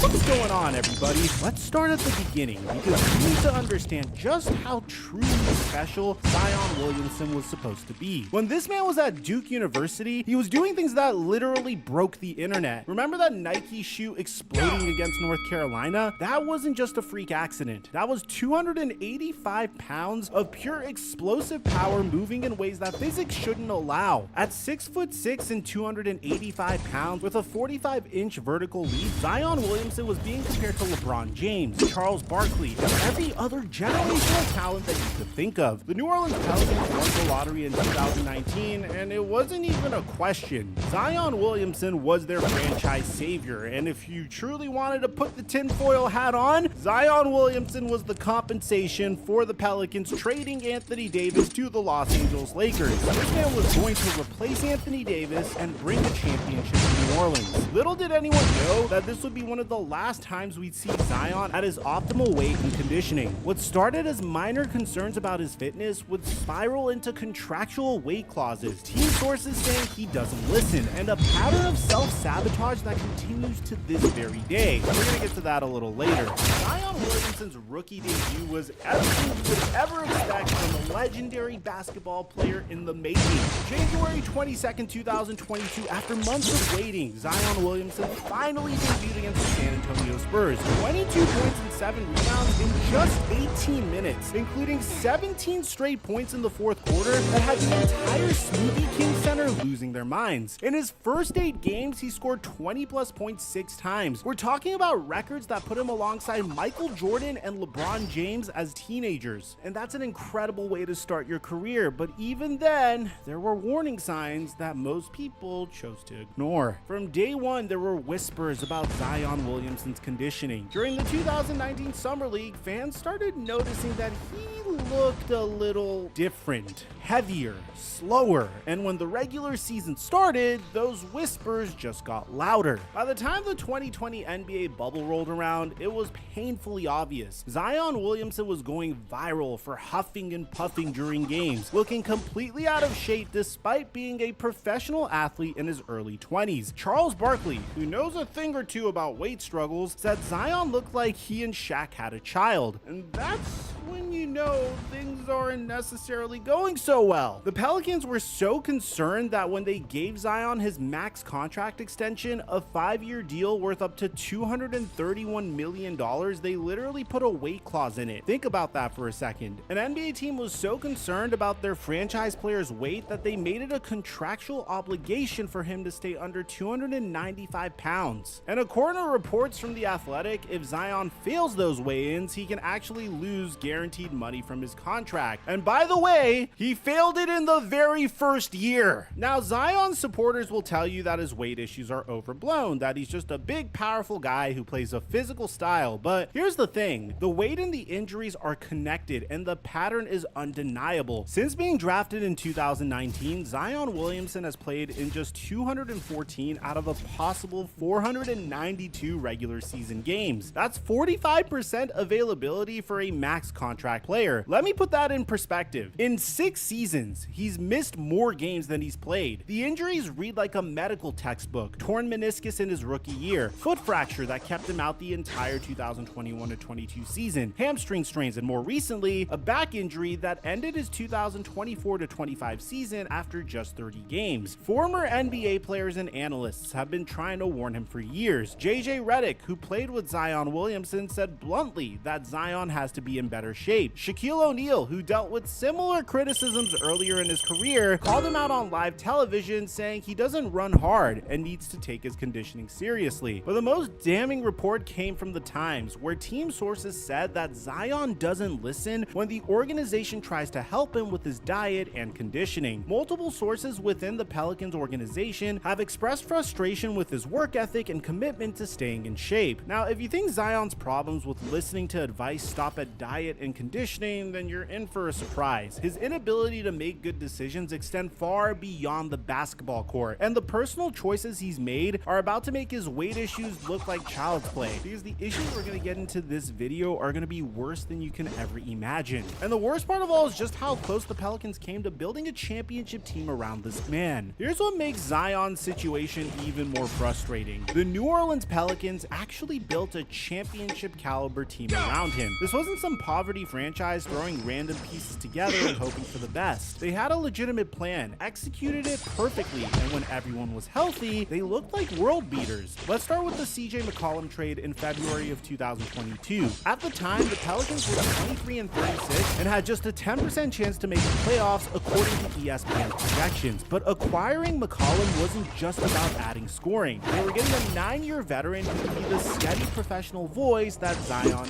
Brandon needed. And you know how Zion Williamson welcomed him to the team? Well, he didn't, which prompted this response from JJ Redick. Like, this just shows a complete lack of investment in your team. And again, look, I was his teammate. I can describe him as a detached face. With that aside, the trade worked immediately. The Pelicans went on an absolute tear, making the playoffs for the first time in 4 years and nearly pulling off one of the biggest upsets in NBA history. Without Zion, who was out with a foot injury, the Pelicans took the top-seeded Phoenix Suns to 6 games in the first round. Brandon Ingram was absolutely cooking, averaging over 30 points in multiple games. CJ McCollum was hitting clutch shots. Herb Jones was shutting down all-stars. Jose Alvarado was creating chaos on defense. They won game 2 when Brandon Ingram dropped 37 points and nearly had a triple-double. They completely dominated game 4, winning 118-103, behind Ingram's 30 points and Jonas Valanciunas' 26 points and 15 rebounds. Chris Paul had to go perfect, literally 14 from 14 from the field with 33 points just to close them out in game 6. Think about that for a second. Without their best player, without their franchise cornerstone, the Pelicans nearly beat the team that represented the Western Conference in the NBA Finals that year. Imagine what they could have done with Zion Williamson. Now fast forward to the 2022 to 2023 season when Zion finally came back healthy. For a brief moment, we got to see what this team was supposed to look like, and it was absolutely terrifying for the rest of the league. In December of 2022, the New Orleans Pelicans went on a 7-game winning streak and sat alone at the top of the Western Conference at 18-8. This was the best start in franchise history throughout 26 games. Zion was averaging 30 points, 9.1 rebounds, and 5.3 assists while shooting an insane 67% from the field during that stretch. They beat the Phoenix Suns twice in 3 days, including an overtime thriller where Zion Williamson dropped 35 points. The same Suns team that had eliminated them in the playoffs the year before couldn't handle them when Zion was healthy and fully engaged. The roster construction was perfect. CJ McCollum was the veteran leader and secondary scorer. Brandon Ingram provided elite wing scoring and playmaking. Herb Jones was developing into one of the best two-way players in the league. Trey Murphy III was the perfect floor spacing complement to Zion's paint dominance. Jonas Valanciunas gave them size and rebounding. This wasn't just a collection of talent. These pieces fit together perfectly. McCollum's leadership and professionalism rubbed off on the younger players. His experience in big moments with Portland was invaluable. The spacing around Zion was optimal, giving him clear driving lanes to use his unmatched athleticism. NBA analysts were calling the Pelicans legitimate championship contenders. They had everything you need: a superstar in Zion, elite complementary pieces, veteran leadership, defensive versatility, and depth. When they added DeJounte Murray last year in 2024, they addressed their only real weakness at point guard. And originally, I said that the Pelicans won the trade, but here's the devastating part. We've barely seen this team at full strength. Injuries have decimated them year after year, and most of those injuries center around Zion's inability to stay healthy and in shape. This past season was supposed to be their championship run. They had Zion Williamson, Brandon Ingram, CJ McCollum, DeJounte Murray, Herb Jones, Trey Murphy, and rookie sensation Yves Missi. Instead, they used 41 different starting lineups because of injuries and finished 21-61, the second worst record in franchise history. Zion played in 30 games, McCollum played in 56 games, Murray missed 51 games, Jones missed 62 games, Murphy was out for extended time. The team that was built to compete for championships couldn't even stay on the court together. David Griffin, who assembled this roster, watched from the stands as his carefully constructed championship team fell apart, and he was fired after the season. And now the organization is reportedly shopping Zion and McCollum because they can't justify keeping this group together when the centerpiece can't stay healthy. They already traded Brandon Ingram to the Toronto Raptors for peanuts on the dollar, and this is the tragedy of Zion Williamson's career. It's not just about his individual failure, it's about the championship opportunities that he's cost his teammates, the front office executives who lost their jobs trying to build around him, and the fans who believe they finally had something special. The 2022 playoff run showed what was possible. The 2022-23 hot start proved that the ceiling was real, but Zion Williamson's inability to maintain his health and conditioning has prevented this team from ever reaching its potential. Instead of competing for titles, they're talking about rebuilding around different players, and that's what makes this story so infuriating. This wasn't a situation where the team failed Zion. The team did everything right. They built perfectly around his strengths, surrounded him with the right personalities and skill sets, and created a championship caliber culture. But you can't win championships when your best player is only available for 45% of his game. And Zion Williamson even admitted himself that he struggled with his own focus on Gil's arena. Is it hard to diet at your age? This is you. Be real. There are times when, listen, man, it's hard, man.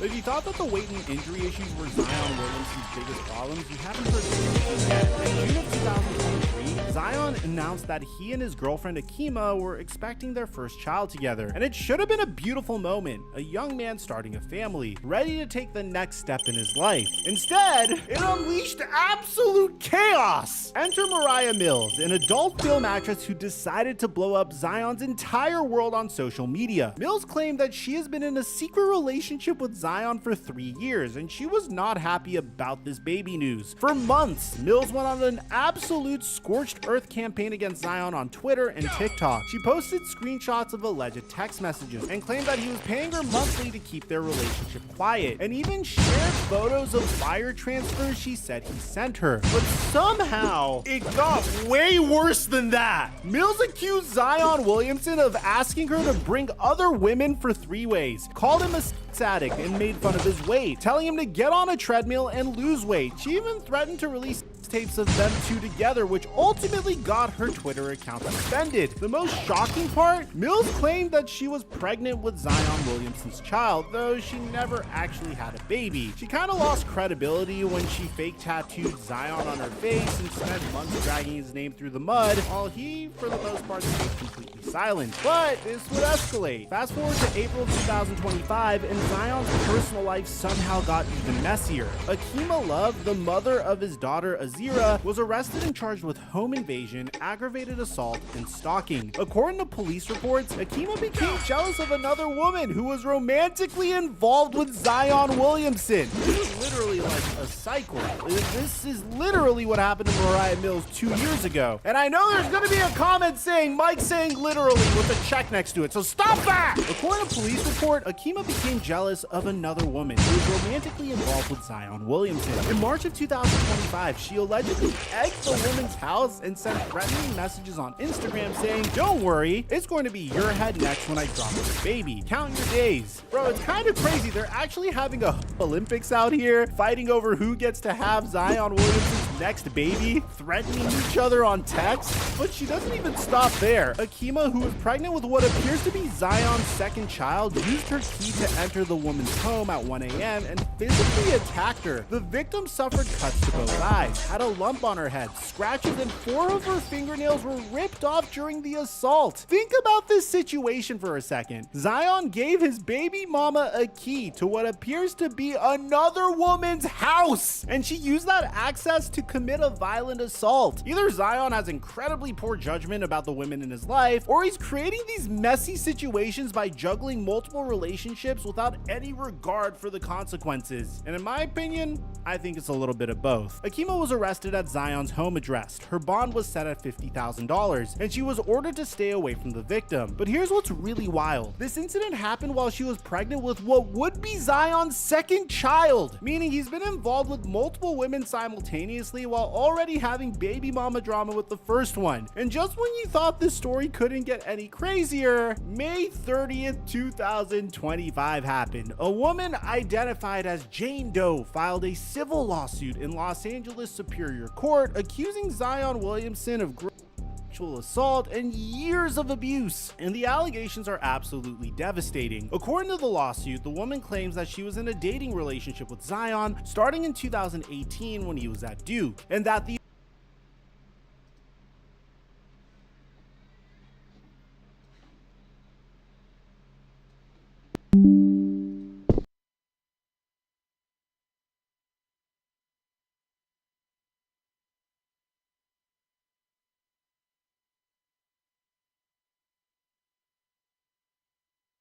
identified as Jane Doe, filed a civil lawsuit in Los Angeles Superior Court accusing Zion Williamson of sexual assault and years of abuse, and the allegations are absolutely devastating. According to the lawsuit, the woman claims that she was in a dating relationship with Zion starting in 2018 when he was at Duke, and that the abuse continued until 2023. The lawsuit details 2 specific incidents of rape in 2020, both allegedly occurring at a Beverly Hills property that Zion had rented. The complaint alleges that Zion engaged in physical, emotional, and financial abuse, including strangulation with such force that she reasonably feared for her life and eventually lost consciousness multiple times. The lawsuit also claims he threatened to end her life and her family members on multiple occasions. Zion's attorney immediately fired back, calling the allegations categorically false and reckless, and claiming this is the plaintiff's 3rd set of attorneys, suggesting this is financially motivated rather than a legitimate grievance. They also revealed that there had been previous extortion attempts that resulted in an arrest warrant being issued. But here's where it gets really interesting. Remember Mariah Mills? She immediately contacted attorney Tony Busby about potentially filing her own lawsuit against Zion. Mills posted an emotional video saying she's received bashing, humiliation, slander, and threats over the past 3 years and hopes all victims get justice.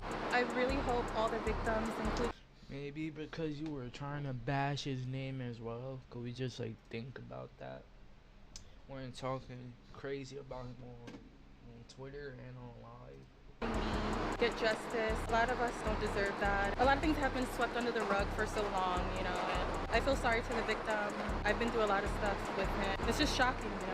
I understand if you'd question Mariah Mills' credibility, and I wouldn't blame you for doing so. Any woman that fake tattoos another man's name on her face would definitely have me reconsidering whether or not I trust her as well. But the thing is, it doesn't even matter. Whether these allegations are true or not, you have to admit, there is a pattern here, and that pattern is undeniable. Zion Williamson has surrounded himself with chaos, drama, and legal problems that have absolutely nothing to do with basketball. And if you're a basketball purist, you might be more interested in the next section of this video. What does this mean for Zion Williamson's basketball career and the New Orleans Pelicans organization? The team just endured their worst season in nearly 2 decades, finishing 21-61 and missing the playoffs by a mile. Zion played in just 30 games this season before being shut down with a back injury. That's the 4th time in 6 seasons that he's played in 30 games or fewer. For context, he's making $36.7 million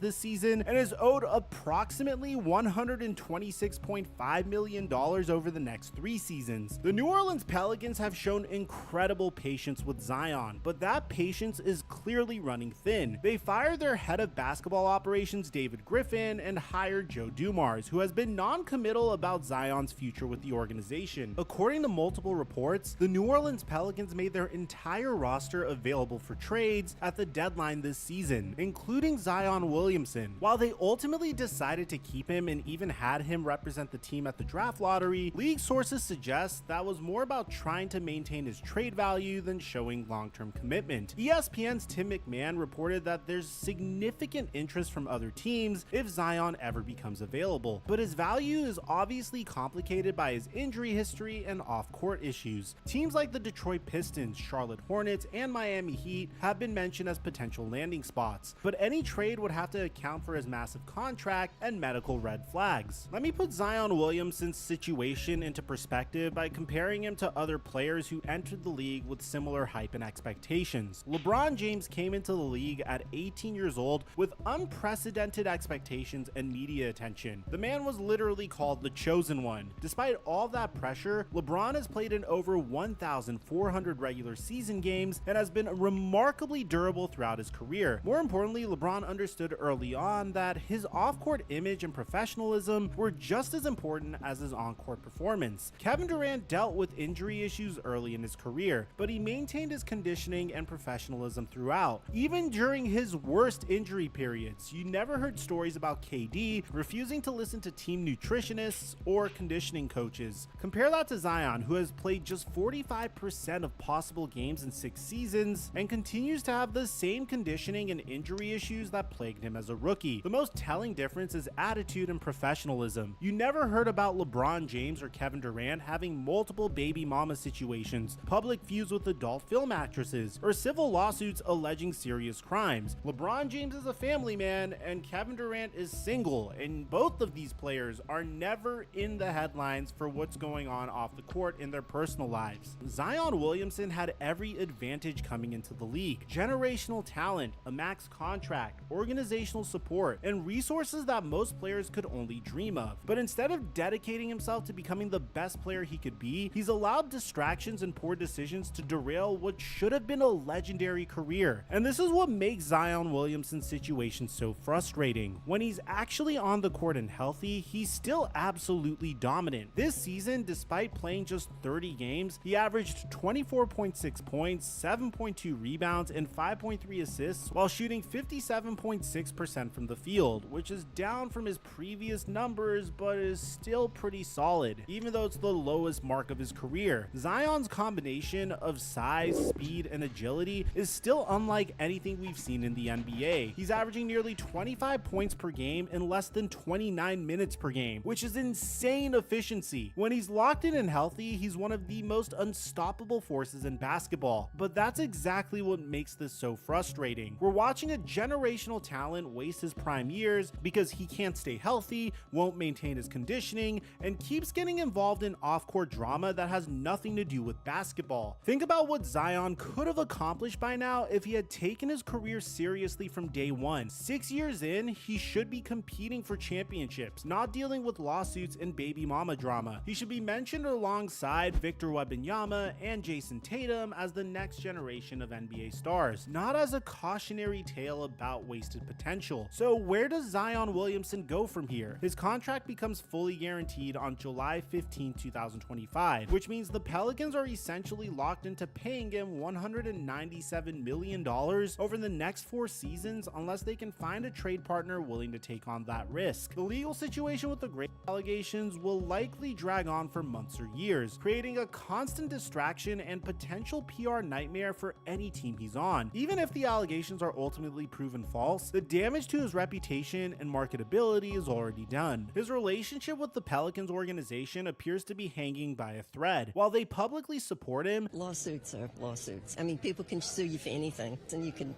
be innocent or not. It's just something that people... League sources suggest that patience is running out. The team has invested 6 years and hundreds of millions of dollars in Zion, and they have virtually nothing to show for it. From a basketball perspective, Zion will be 25 years old at the start of next season, which should be the beginning of his prime years. But instead of entering his peak, he's coming off another injury-shortened season with more questions about his conditioning and commitment than ever before. Zion's situation is bigger than just one player's career. It represents a cautionary tale about how even the most gifted athletes can derail their own success through poor decision making and a lack of professionalism. The NBA has seen other talented players flame out due to off-court issues, but Zion's case is unique because of how public and messy everything has been. Social media has amplified every aspect of his personal drama, creating a level of scrutiny and distraction that previous generations of players never had to deal with. But that's not an excuse. If anything, resources, support systems, Victor on that. Hear me out. Whoa. Had a good play. Good play with hands in the air. Victor on that. Don't care. A good play. Good play with hands in the air. Victor on that. Don't care. A good play. Good play with. Oh my god, bruh. Who am I?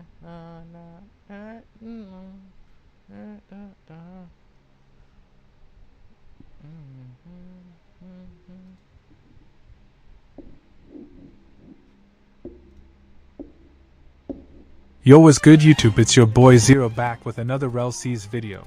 And today I'm gonna tell you guys what you don't want to hear. Because I've been seeing a lot of YouTubers out here clickbaiting, saying things like Rell Sees dropping soon and telling you what you want to hear, but not what's real. So once again, I'm here to keep it real with you guys. Rell Sees is not dropping anytime soon. Yes, it will release this year, that's confirmed. Rell said it himself on Twitter. But this summer? Nah, we're not getting it. And we're definitely not getting CC, closed community, anytime soon either. Now, I'm not just saying this.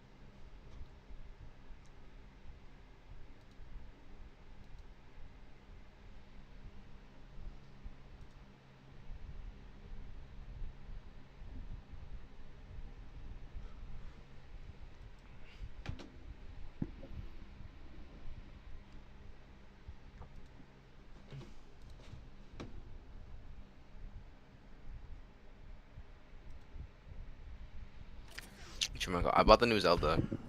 My thing. The new Zelda? I actually want to get that. But Oh man, oh man. Oh, hi Creeper. Hello. I'm trying to do something right now with my 2FA. Bullshit, man. Squeaky ass chair. Bro. This game is not releasing no time soon, man. What is? Rell sees, like, this game's never gonna come out. Did they say anything about that? No, bro. It's just that, like, it's been so long. Is what I'm saying.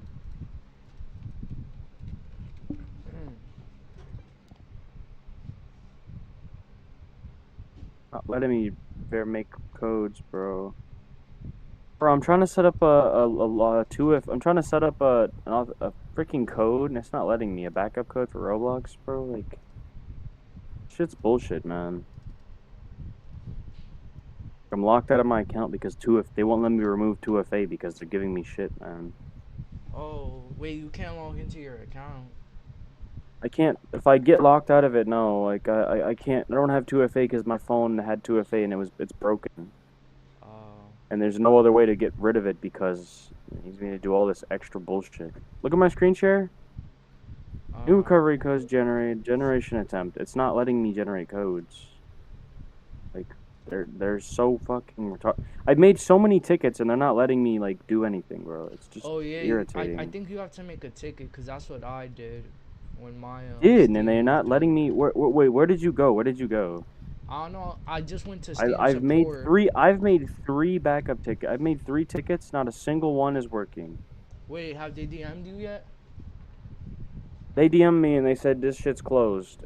It took them 2 weeks to respond to my ticket, bro. Like they're giving me I'm gonna lose my mind, bro. You have to use your authentication codes or backup codes. Yeah, I can't use the backup code because one, you need 2FA to get. You need to have 2FA to get the backup codes. Like, are you slow? Like, I swear, like they're all fucking. Yeah. Hold up. Like I have the receipts of me playing. It's just. I know, but wait, hold up. Oh, you're doing it on Roblox? I can't. Physically can't do anything. I can't change my name. I can't do anything because I'm 2FA logged out. I physically can't remove 2FA.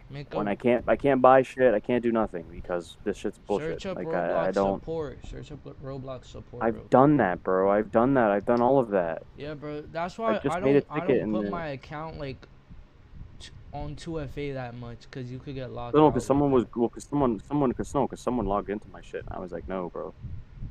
Oh. It's just irritating. Should I just change the password real quick? Honestly. 2FA codes. But hold up, I'm gonna finish this YouTube video and join back. Okay. Alright. Who am I?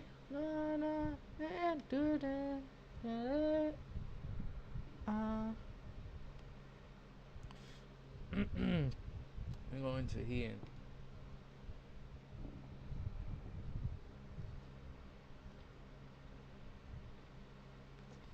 Where's my Roblox? Oh yeah, I keep forgetting I use Opera. Cause yo, I used to use Chrome and then when I was low-key on Windows Edge for like a good like I wouldn't say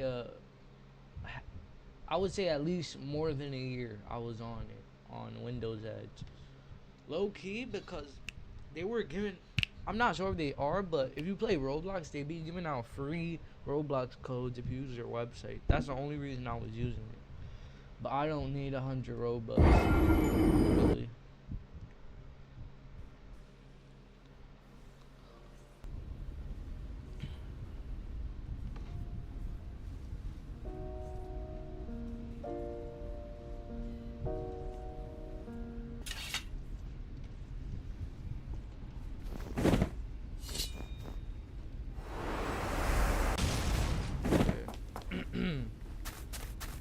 Okay. Alright. Hey guys, welcome back, chat. So today we're playing the new Hien game. Honestly, it isn't new, but they just made, hold up. Hey guys, so hey guys, so today we're playing the new Hien game that just released on open testing.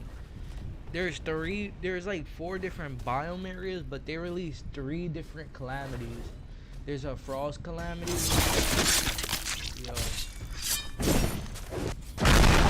hold up, I just gotta cook this kid. Hold up. Yo, bro, I'm recording.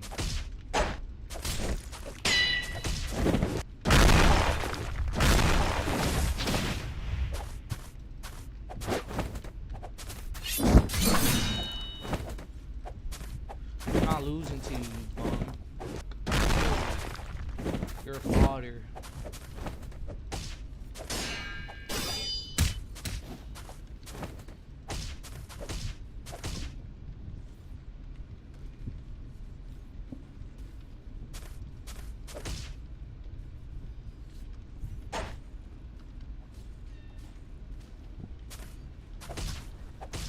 Like, look at you.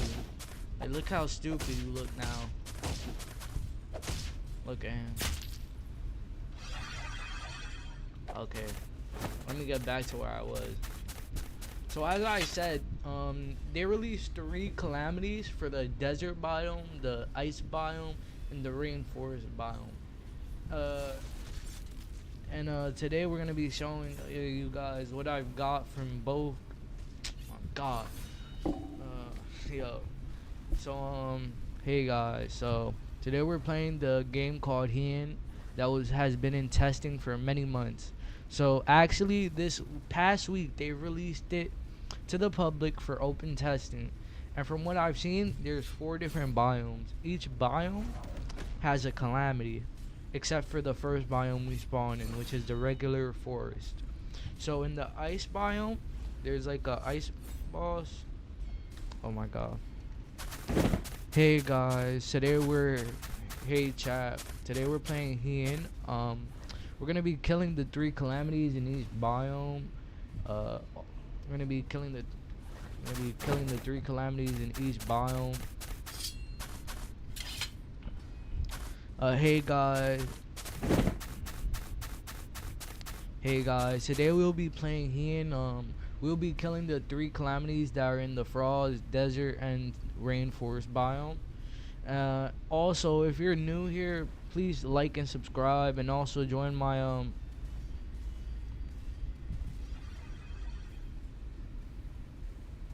Hey guys, so today we're playing the new game on Roblox. Hey guys, so today we're playing the new game on Roblox that's called Hien that just released for open testing. Today we're gonna be killing the 3 new calamity bosses that are in the frost, desert, and rainforest biome. If you're new here, like and subscribe, and that's it. Wait. Also, join my if you like Rell C's and like One Piece games, join my Discord link in bio. It's a Rell C's crew. We have over 40 people. We have some in close community, some who are gonna be in open community, and we're gonna be the biggest crew on release. We're also gonna have our own lore in the game, hopefully one day. But that's it. Cut to the video. Or actually the first boss. Cut to the frost boss.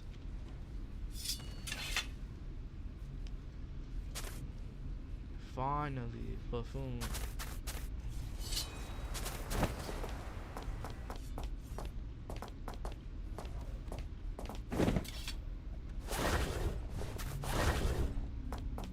Hold up. Let me get my thumbnail. Hold up. Let me go back to get my thumbnail. The healing experience. Get that off my screen. Can I hide this? How can I hide this? There has to be a way to hide this, right? There's a control thing. Journal, correct. Journal, temporary tutorial.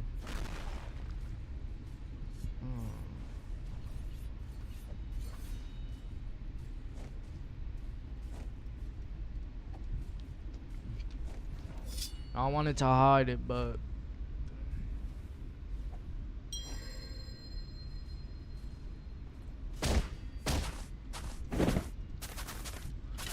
nah, like, yo, these kids just want to keep hitting me, right? Like, no, you're dead. Like, you're going on my YouTube now. Going on my YouTube for a clip. Look at you.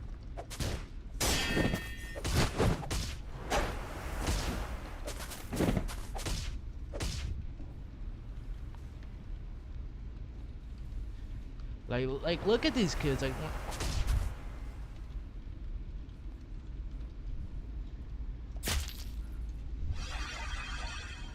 Like these idiots keep killing me like I'm a boss, bro. Like, yo, I know I got aura, but that's not the point.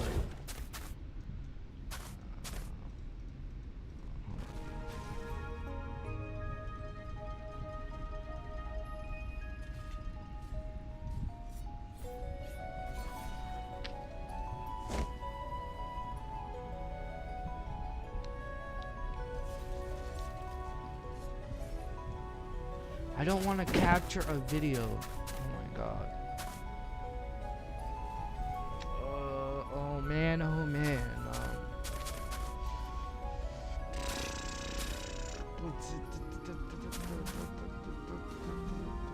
Captures me.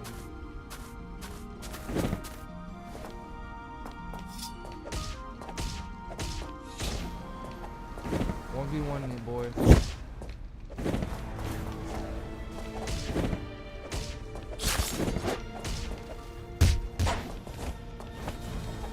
I need some.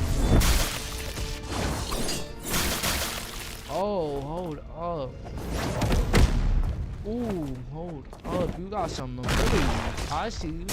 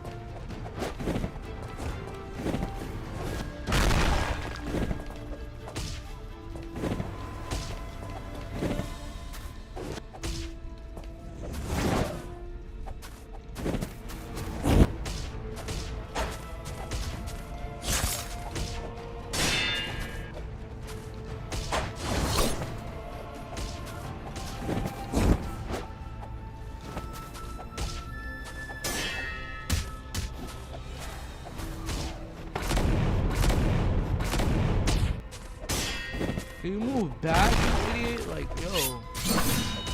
Yo, my phone! In my way, like, yo. You suck.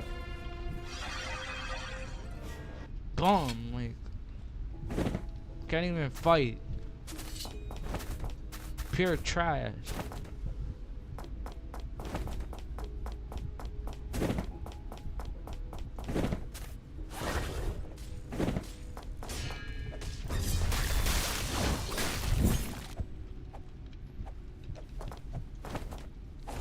Let me grip you. Let me grip you. Let me grip you.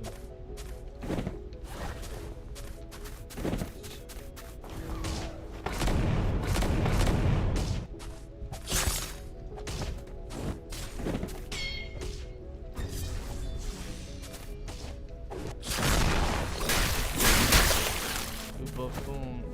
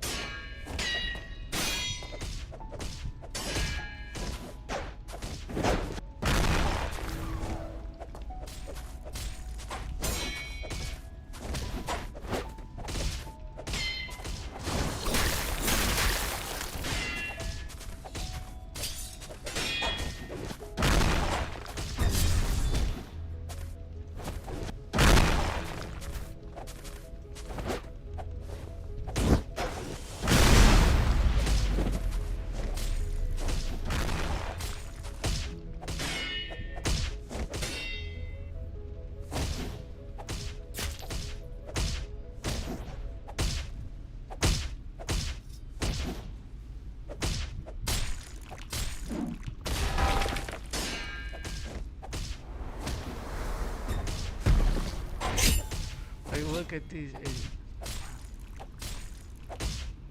Like, the inexperience. Don't you love it? Yo, can I get fair ones, bro? Like, yo. I'm not jumping, it's them, bro. I'm trying to get my curse technique and they're jumping. Mid fight. Like, yo, I have nothing on my body that for you to get, bro. Like, there's nothing. Like, yo.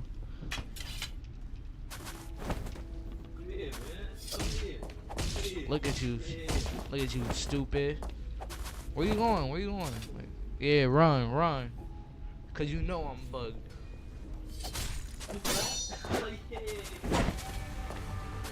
Bad, be like that.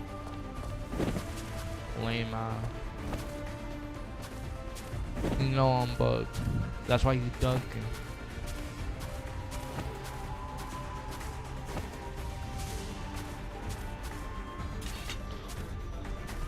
You buffoon! Let me reset.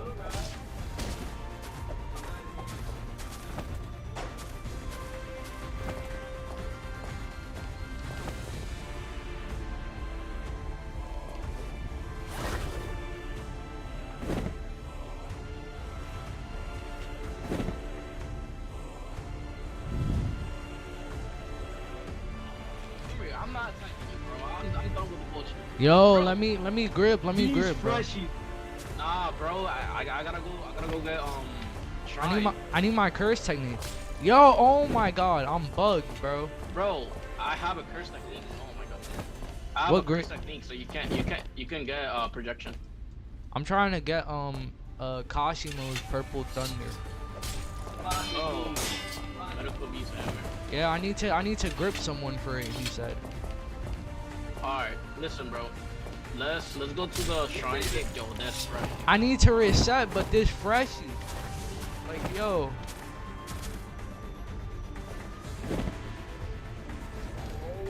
Like, this idiotic freshy.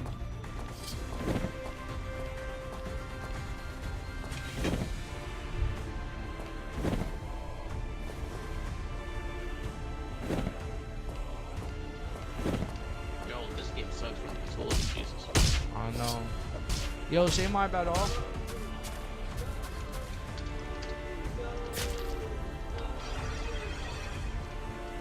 Okay, I'm gonna reset real quick. This guy. Bro, he kept running the whole fight. Right.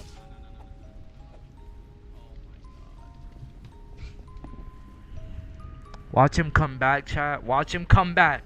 If he comes back, it's over for him. It's over. Okay, I'm gonna reset. Go get my curse technique now. 3, 2, 1.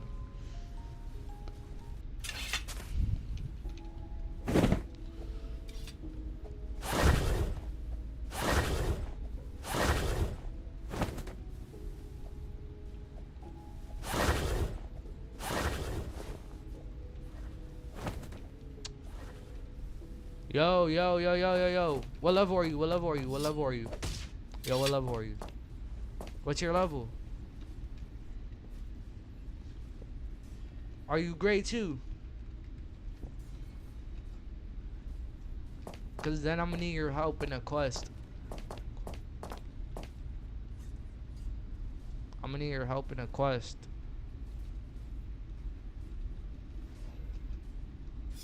Now go, teleport like a good boy. Bye.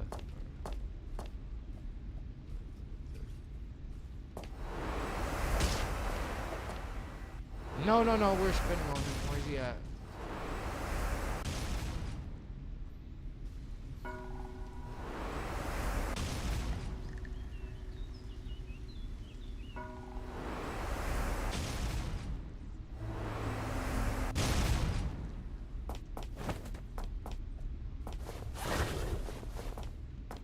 People fighting the ogre, bro.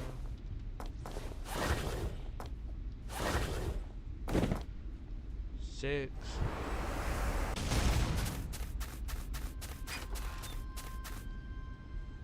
Kabuto around. I haven't seen that before. Yo, I'm going to find that kid just cause he wanna cap to me. I saw someone here, so.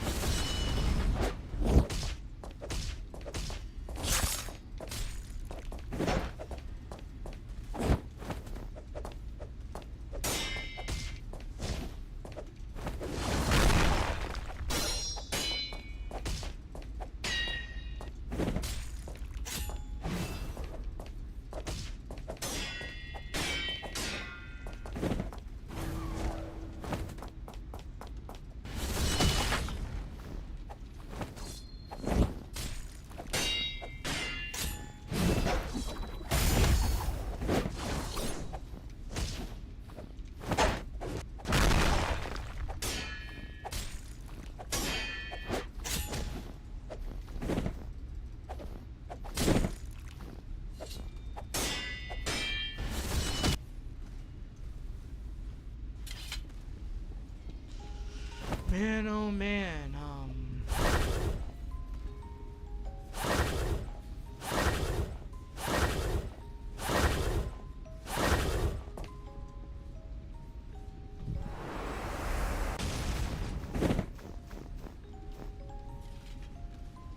Yo, let me grip, bro. Let me grip. Let me grip. Let me grip. Let me grip you, cuz. Let me grip. Yo, I'ma grip you. Please. Yeah, just let me grip you. Let me grip you, bro. Let me grip you real quick, bro.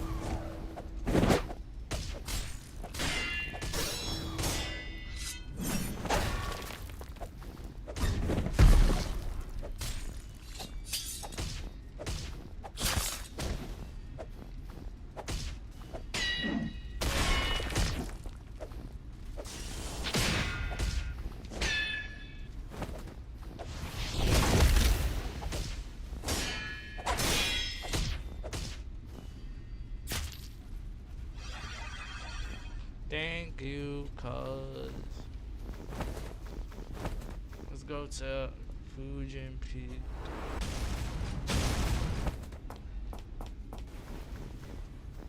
I was about to fall to my death.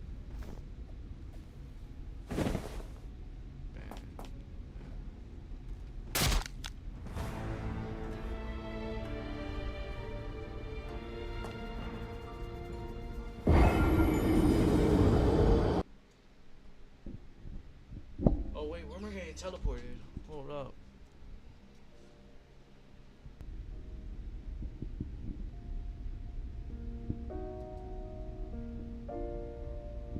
Do I have to fight him? Oh my god, bro. I have no abilities.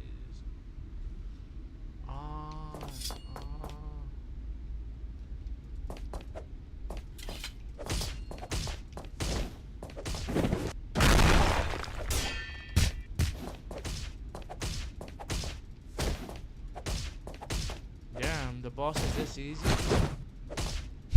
Like, all the calamities are harder. What the hell?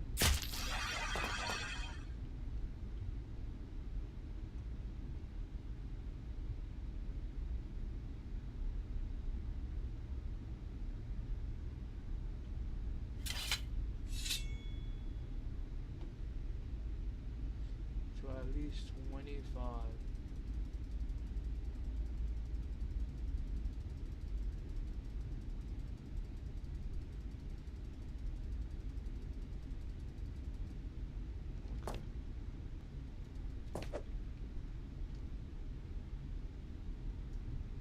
No! I did not mean to click number 2. Damn it, bro. Time to run back real quick.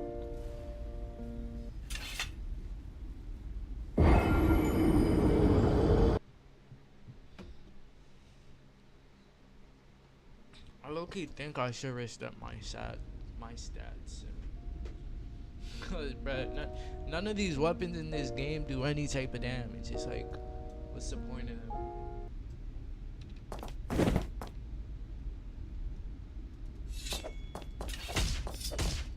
Yo, so you tell me I have to kill him every time? Damn, that's low-key gonna get annoying though. Oh, I see. He uses more abilities every time. No, he doesn't. Never mind. Really that easy? Or nothing.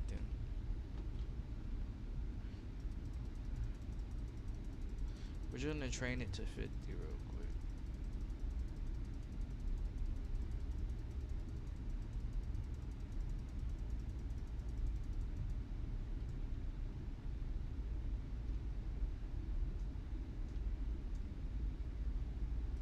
Oh, so we have to max it out. Alright.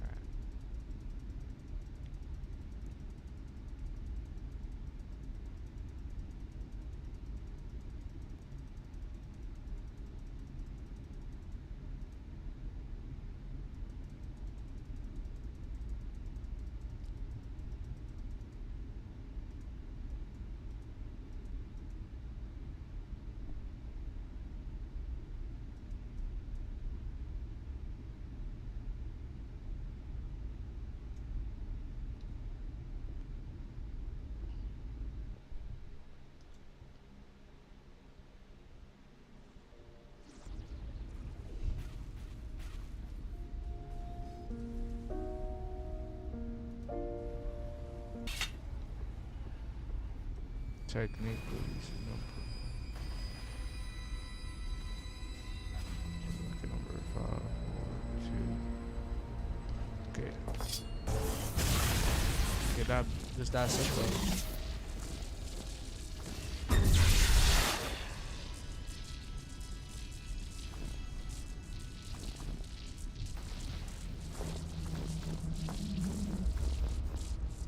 Loki gonna go fight someone. Do I have a Dawn? Yeah, I'll get a Dawn parchment later. So we have 2 Kaizen videos to make. Oh wow. I'm gonna just test this, then hop back off and finish the Kaizen. Because I got the clips and I got the intro.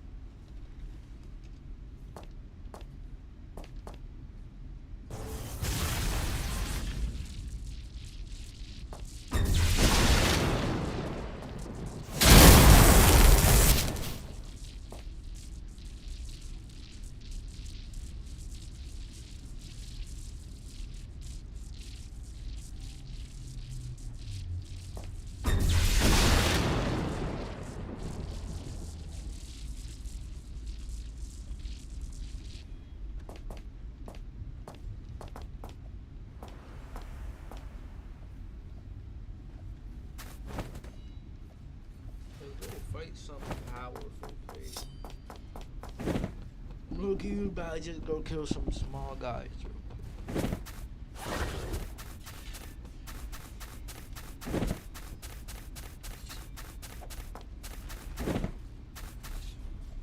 My skill stuff isn't about.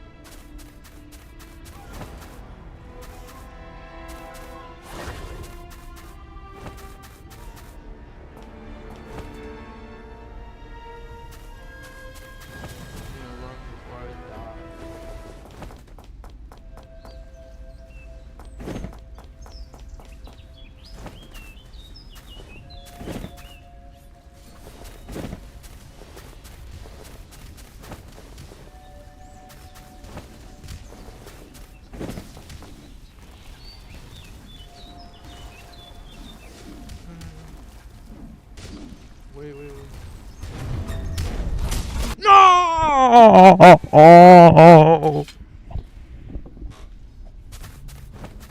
Damn, so it's time based.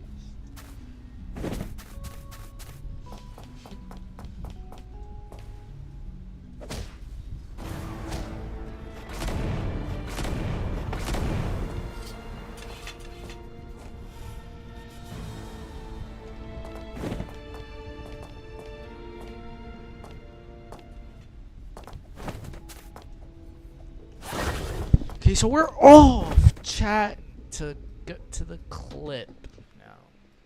Oh man, I got caught. We're chilling, man. Now, Rell is probably not dropping somewhere, but I'm gonna get to that CC bag. You feel me? Just trust and believe. C bag. You feel me?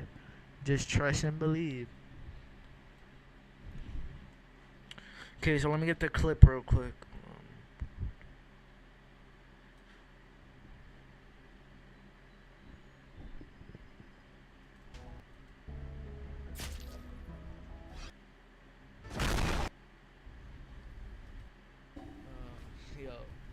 So hey guys, so today we're playing the game called Hien that has been in testing for many months. So actually this past week they released it to the public for open testing, and from what I've seen, there's 4 different biomes. Each biome has a calamity, except for the first biome we spawn in, which is the regular forest. So in the ice biome, there's like a ice boss. Oh my god. Hey guys, today we're playing Hien. We're gonna be killing the 3 calamities in each biome. We're gonna be killing the 3 calamities in each biome. Hey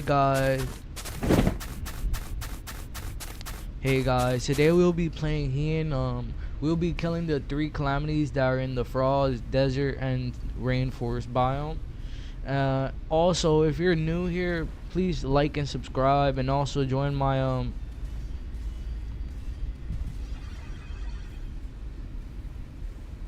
Hey guys, so today we're playing the new game on Roblox. Hey guys, so today we're playing the new game on Roblox that's called Hien, that just released for open testing. Today we're gonna be killing the 3 new calamity bosses that are in the frost, desert, and rainforest biome. If you're new here, like and subscribe, and that's it. Wait. Also, join my if you like Rell C's and like One Piece games, join my Discord link in bio. It's a Rell C's crew. We have over 40 people. We have some in close community, some who are gonna be in open community, and we're gonna be the biggest crew on release. We're also gonna have our own lore in the game, hopefully one day. But that's it. Cut to the video. Or actually the first boss. Cut to the frost boss. If you like Rell C's, that's it. Worst biome. The 3 Hien that on Roblox. Hey guys, so today we're playing the new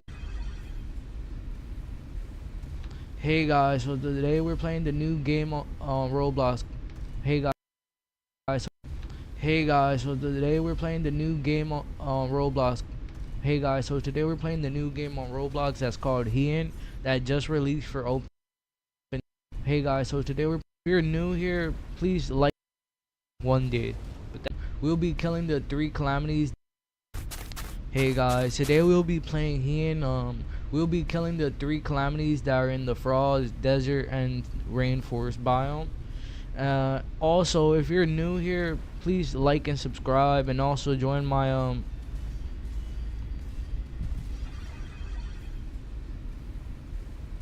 Hey guys, so today we're playing the new forest biome. 3 calamities that are in Hien. Today we'll be playing Hien. Hey guys, today we'll be playing Hien. We'll be killing the 3 calamities that are in the frost, desert, and rainforest biome. Also, if you're new here, please like and subscribe, and also join my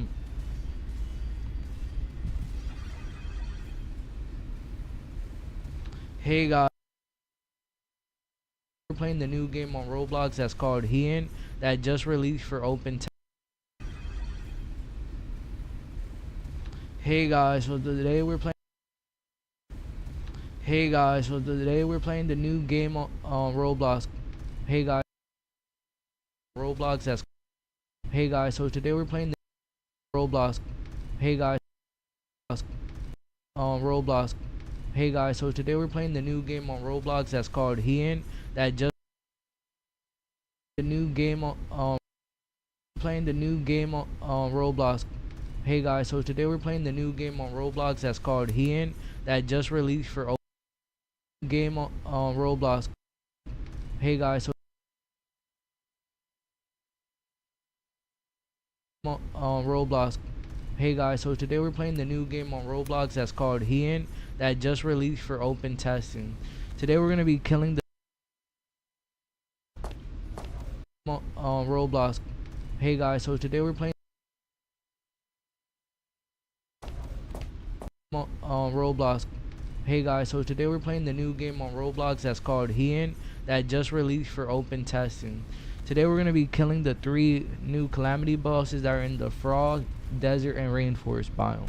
If you're new here, like and subscribe, and that's it. Wait. Also, join my if you like Rell C's and like One Piece games, join my Discord link in bio. It's a Rell C's crew. We have over 40 people. We have some in close community, some who are gonna be in open community, and we're gonna be the biggest crew on release. We're also gonna have our own lore in the game, hopefully one day. But that's it. Cut to the video. Or actually the first boss. Cut to the front.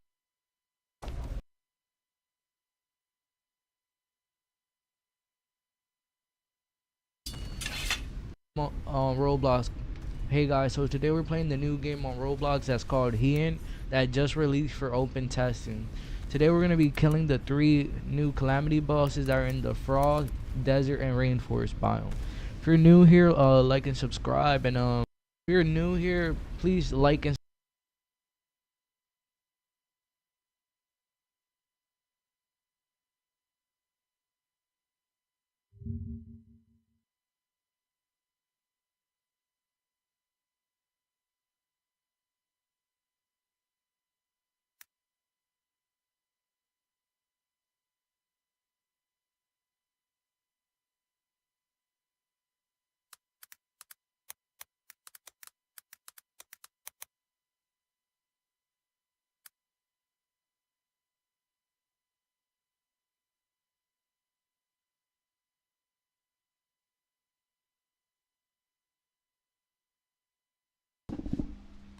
man, oh man, yo, we are create our thing also.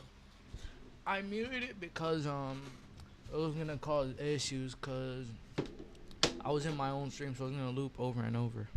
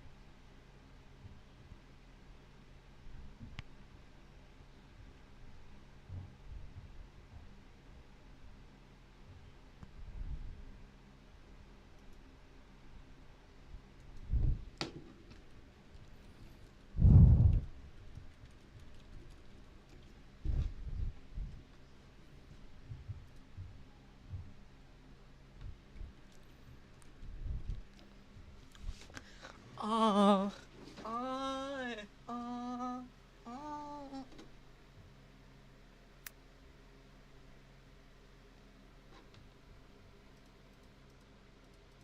Wait, what the hell?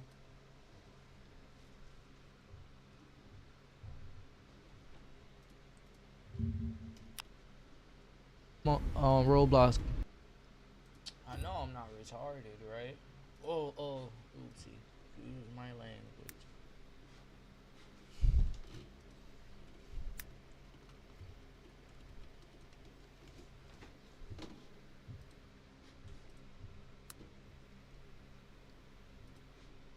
Hey, dummy.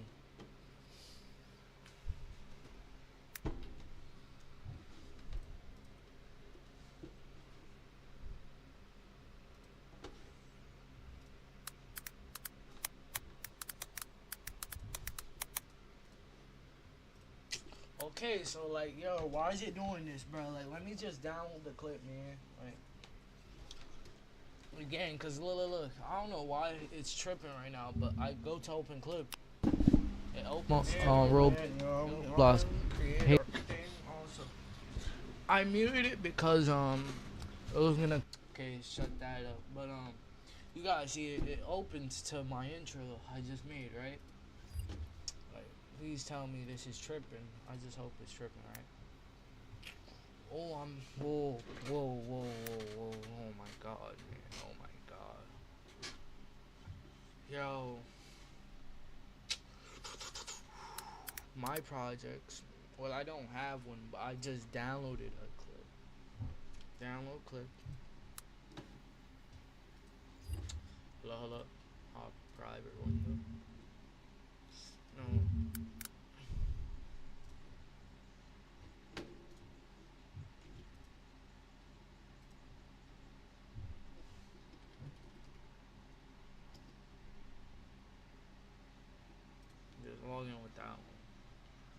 We chilling. Yo, watch it download now. Where are they getting this clip from? Where are they getting it?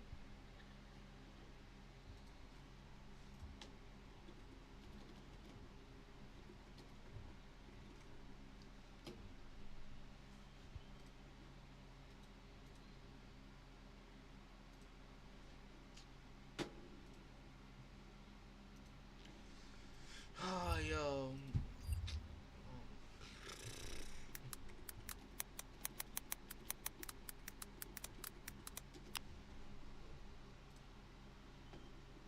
Inu Pirates.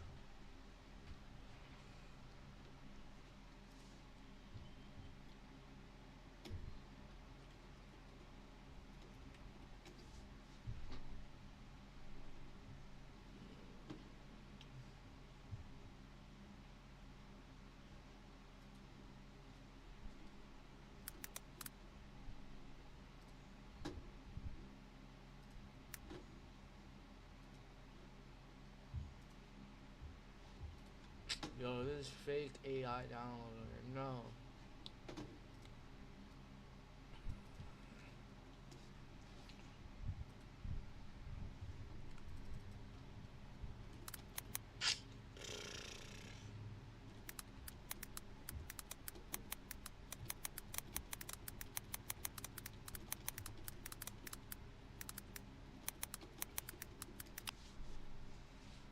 Yo, gang, I need a 4K converter, cause I'm low-key not trying to use like one of these bad converters, cause I still need the quality to come out the thing, quality to come out the video.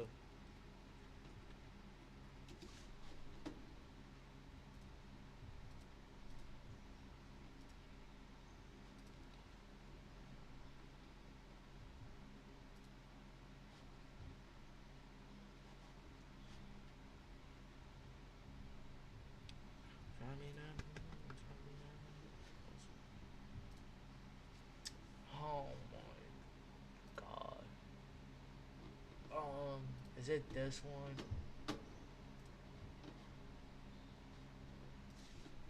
4K. 4K. DL Bunny, thank you. This is the one I needed. Download. Oh yeah, my fault.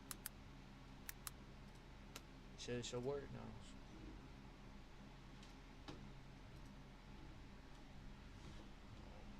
Do I still have the clip thing up? Let me just keep this open. Roblox. Share clip. Okay, so I got the clip. Let me try it again. That's what I just put, right? Yeah, I don't think it's gonna work. Damn it, bro.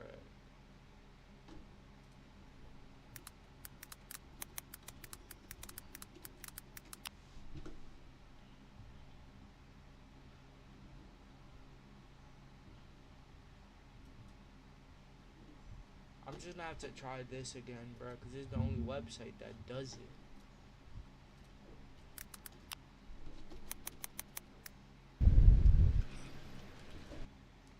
Okay, but where's it getting this from is what I'm confused about. Cause can I generate a new link by any chance?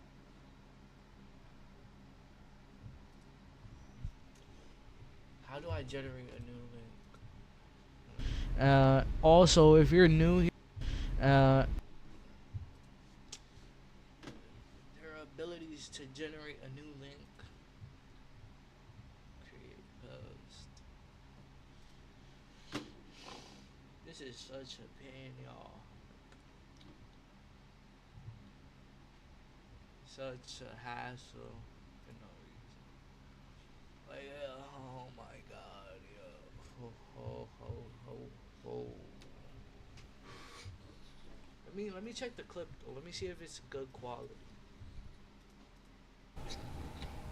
Yo. No, wrong. I forgot it's a clip.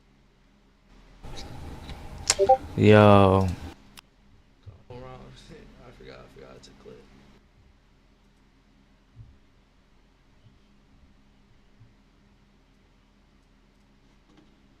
Where'd the clip go? What the hell?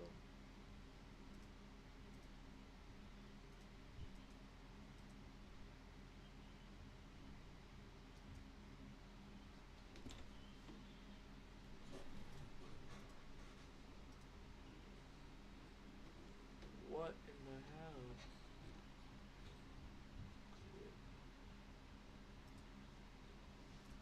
Subscribe and also join my Hold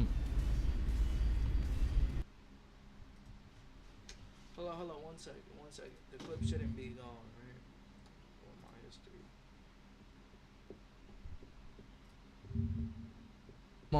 Roblox. Hey guys, so today we're playing the new game on Roblox that's called Heian. Roblox. Hey guys, so today we're playing the new game on Roblox that's called Heian that just released for open testing. Today we're gonna be killing the 3 new calamity bosses that are in the frost, desert, and rainforest biome.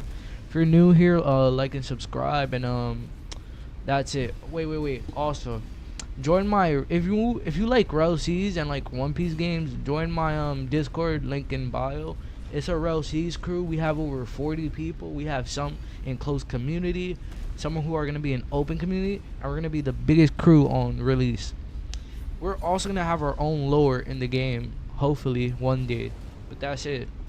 Cut to the video, or actually the first boss. Cut to the frost boss.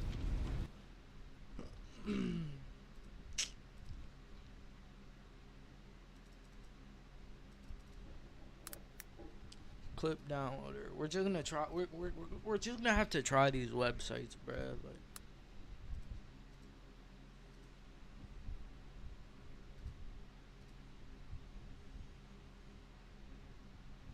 Yo, gang, I'm about to get tight. Where did it say I wanted to buy that? Oh my god, it's invalid. Clip grab.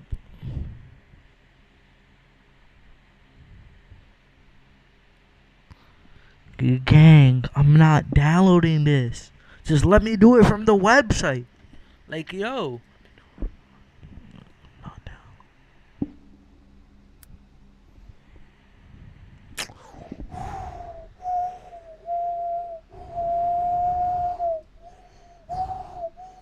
Invalid link. Oh my god.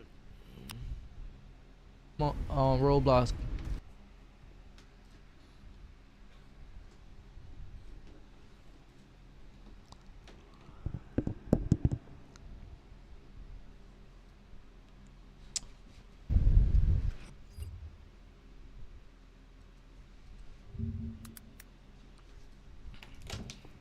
Let me look at this.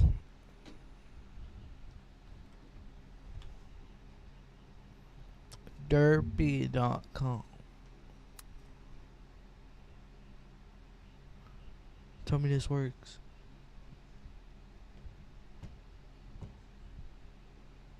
When the broadcast is complete. Do I want to end real quick? Do I? Man. Yo, I have to end stream real quick. Rerun it, restart. We're not actually no. We're gonna find a way. I don't want to end. I really don't.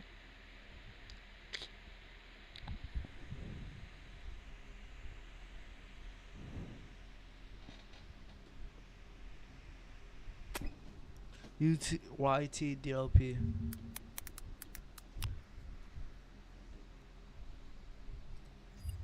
There a YouTube feature to download the clip?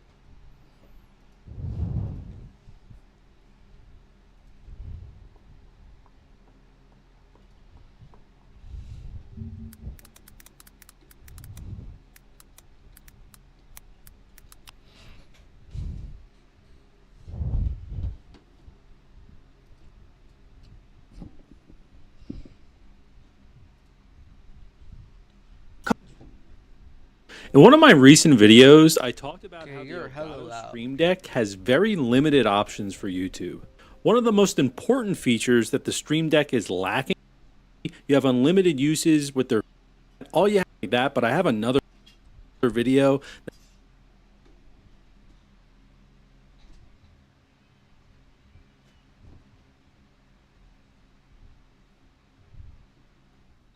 No man, it is what it is. Yo, live stream.